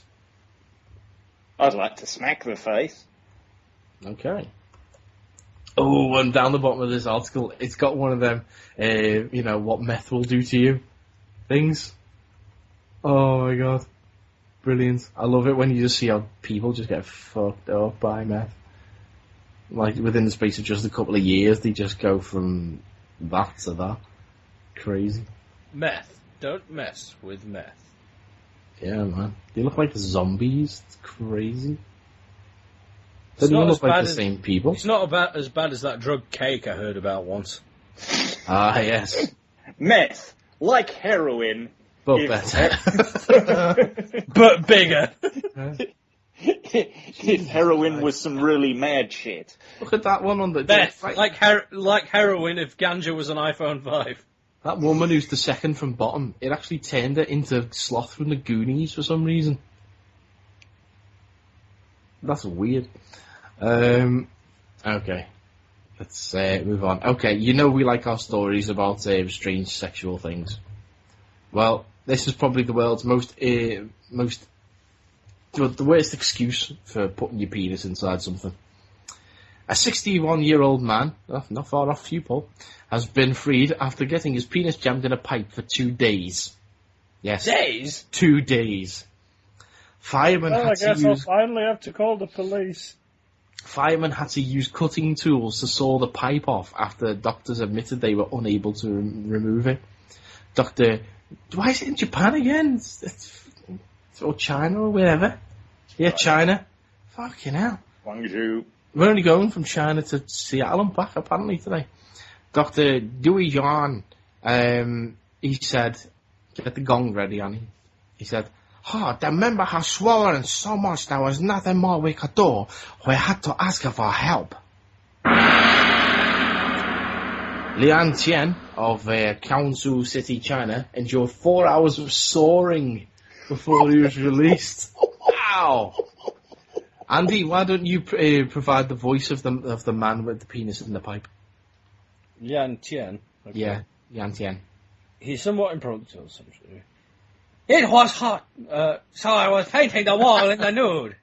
And I slipped on the floor, causing my private parts to fall inside the pipe that was protruding from the wall to take water outside from the air conditioning unit. Unfortunately, I got stuck as a result.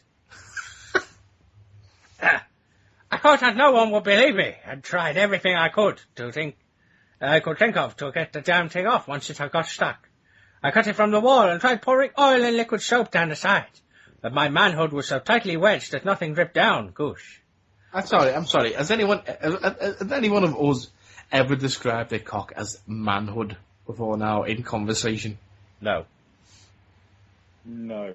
I just say cock. Yeah, so do I. Or dick, or whatever, you know. I went to sleep thinking that if I relaxed it would slide off, but it didn't. It began to get red and inflamed.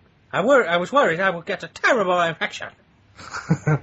Leanne was too embarrassed to tell her family what happened and only went to the doctor 2 days after the incident when he developed a fever. Hang on, so he's in the house Walking around with a pipe on his dick for 2 days. No, he's been stuck in the wall. No, because he sawed it off the wall. Did he? Yes. Oh, right, okay. Well, Oh, yeah, why from the wall, yeah. Yeah, so he's been walking around with a pipe hanging off his knob for 2 days and no one noticed. If his penis is stuck in it, and he's like, well, why was he hard when he fell on it in the first place? Yeah. And B, if the problem was he was hard and it wouldn't come off, why didn't he just jerk himself off with the pipe? And then it'll come off. Well, there we go, that's, Well, whatever use is there for this pipe? Oh. Gong. Goosh. And finally this week, we'd like to meet the man who wears a femme skin suit to live as a female rubber doll. What? There's a picture that will put Oh you my like god! this. Oh. Yes. Robbie isn't your average 70-year-old. Is the most attractive woman in the world. I'm doing the voices in this then, I guess. Instead, he spends his time dressed head to toe in a rubber doll suit that goes by the name of Sherry. Now, it wasn't until he was 50 that Robbie began fantasizing about having a female body, so that's alright. He started wearing women's clothes in private, but still felt that something was missing from the entire experience. Then he came across Femskin, full bodysuits made of rubber, and never looked back. Sherry? When I'm out, many people think my breasts are real or implants, And this is my real body.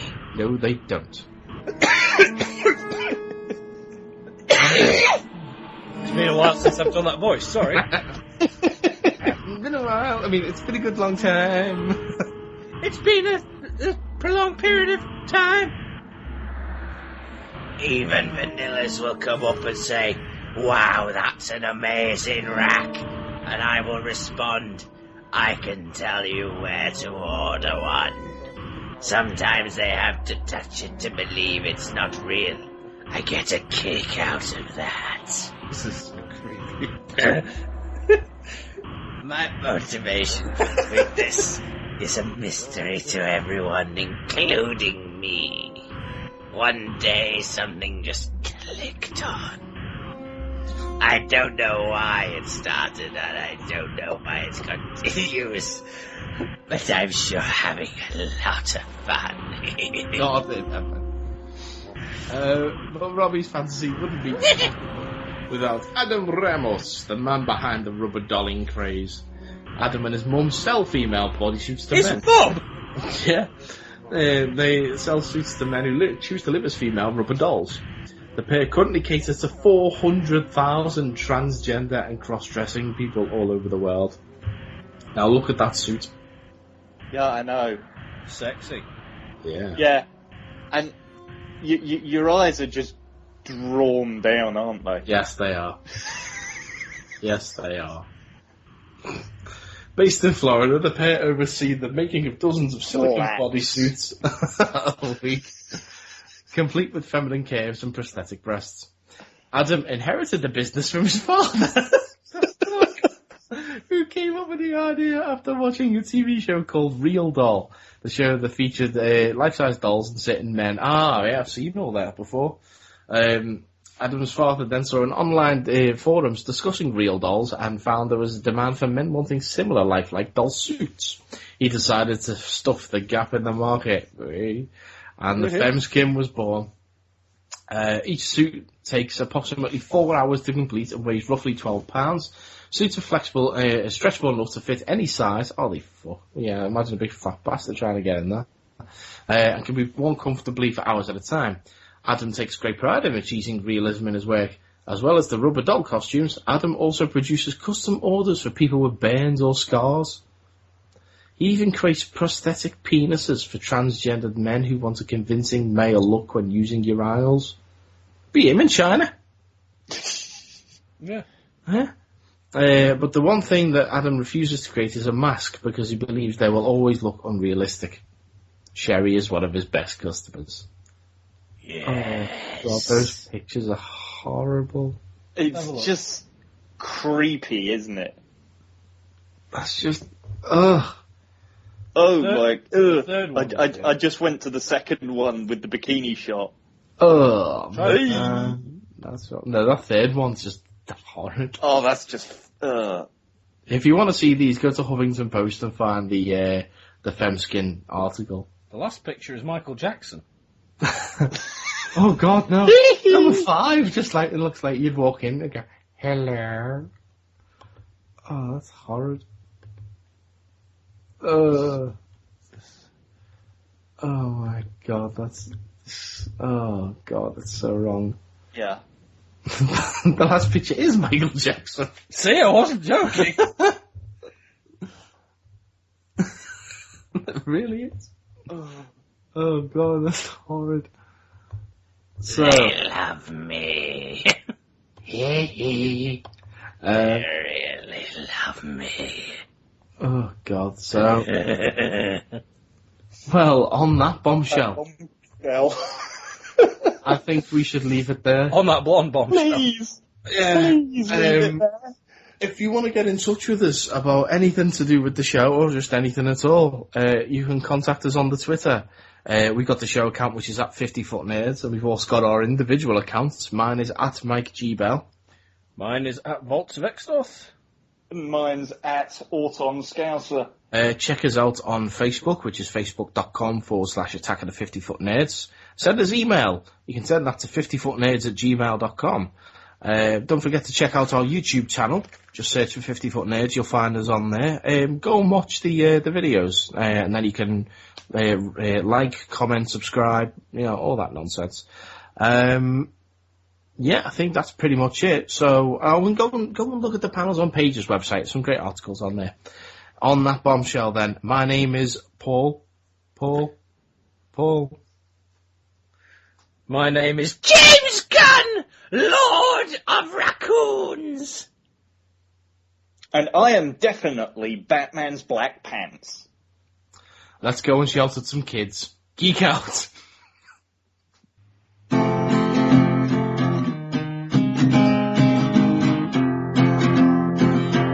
You'll die soon.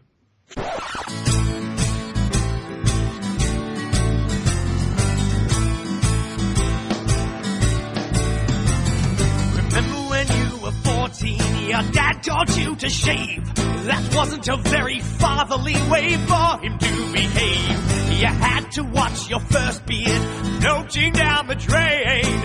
A beard abandoned, a son betrayed. Your dad taught you how. And look at you now. 'Cause if your dad doesn't have a beard, you've got two mums, two beardless mums. If your dad doesn't have a beard, you've got two mums, two beardless mums. Remember how he watched your face lathered with cream, the mirror fogging over as the bathroom filled with steam. He put the razor in your hand and said, now let's begin. Shave with short, quick strokes, my son, and head towards the chin. Ooh, your dad taught you how. And look at you now. 'Cause if your dad doesn't have a beard, you've got two mums, two beardless mums. If your dad doesn't have a beard, you've got two mums, two beardless mums.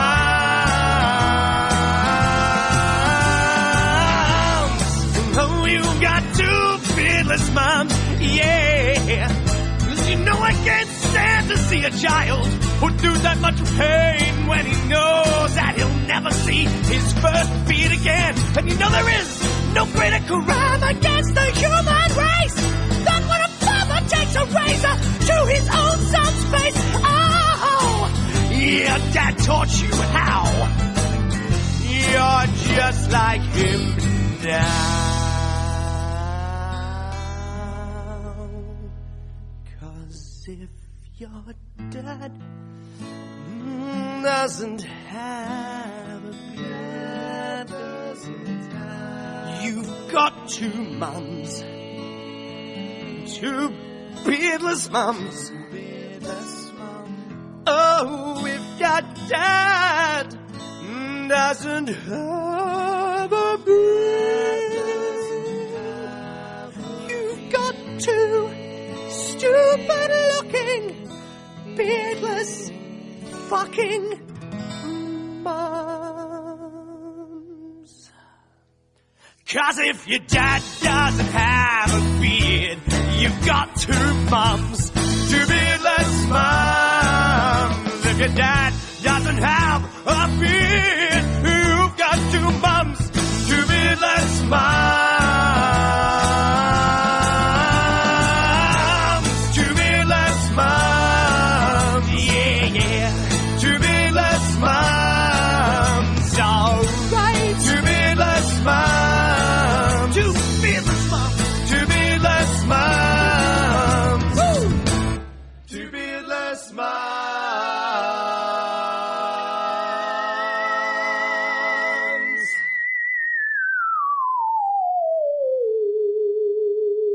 If you've enjoyed the nerddom in your ears, then please follow us on Twitter at 50footnerds, or email us anything except spam at 50footnerds@gmail.com.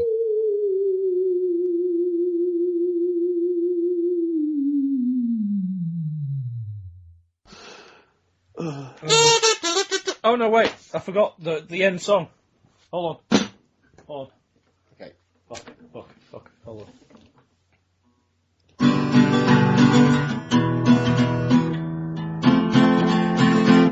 I'm pretty.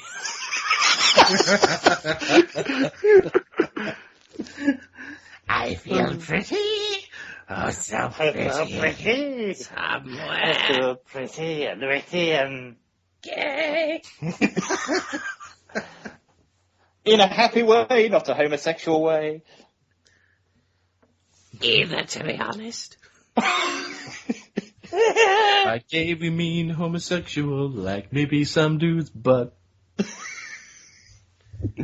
Oh my god! I've just got a mental image of one dress of that Sherry dressed as like Dorothy, Wizard of Oz, just going somewhere over the rainbow. I'll miss you most of all, Scarecrow. There was a land I heard of once in a lullaby. God damn it! I want to make a horror film about that. We're off to see the wizard. That's a wonderful Wizard of Oz. Your impression of the world's prettiest woman sounds like the Joker cross-dressing. I am the world's most prettiest Joker, Bats. There is really no Harley Quinn. It's me in a femme skin. Take that, cosplayers! My sister's going to be so disappointed. Oh, God. Just makes you wonder about the giant hammer.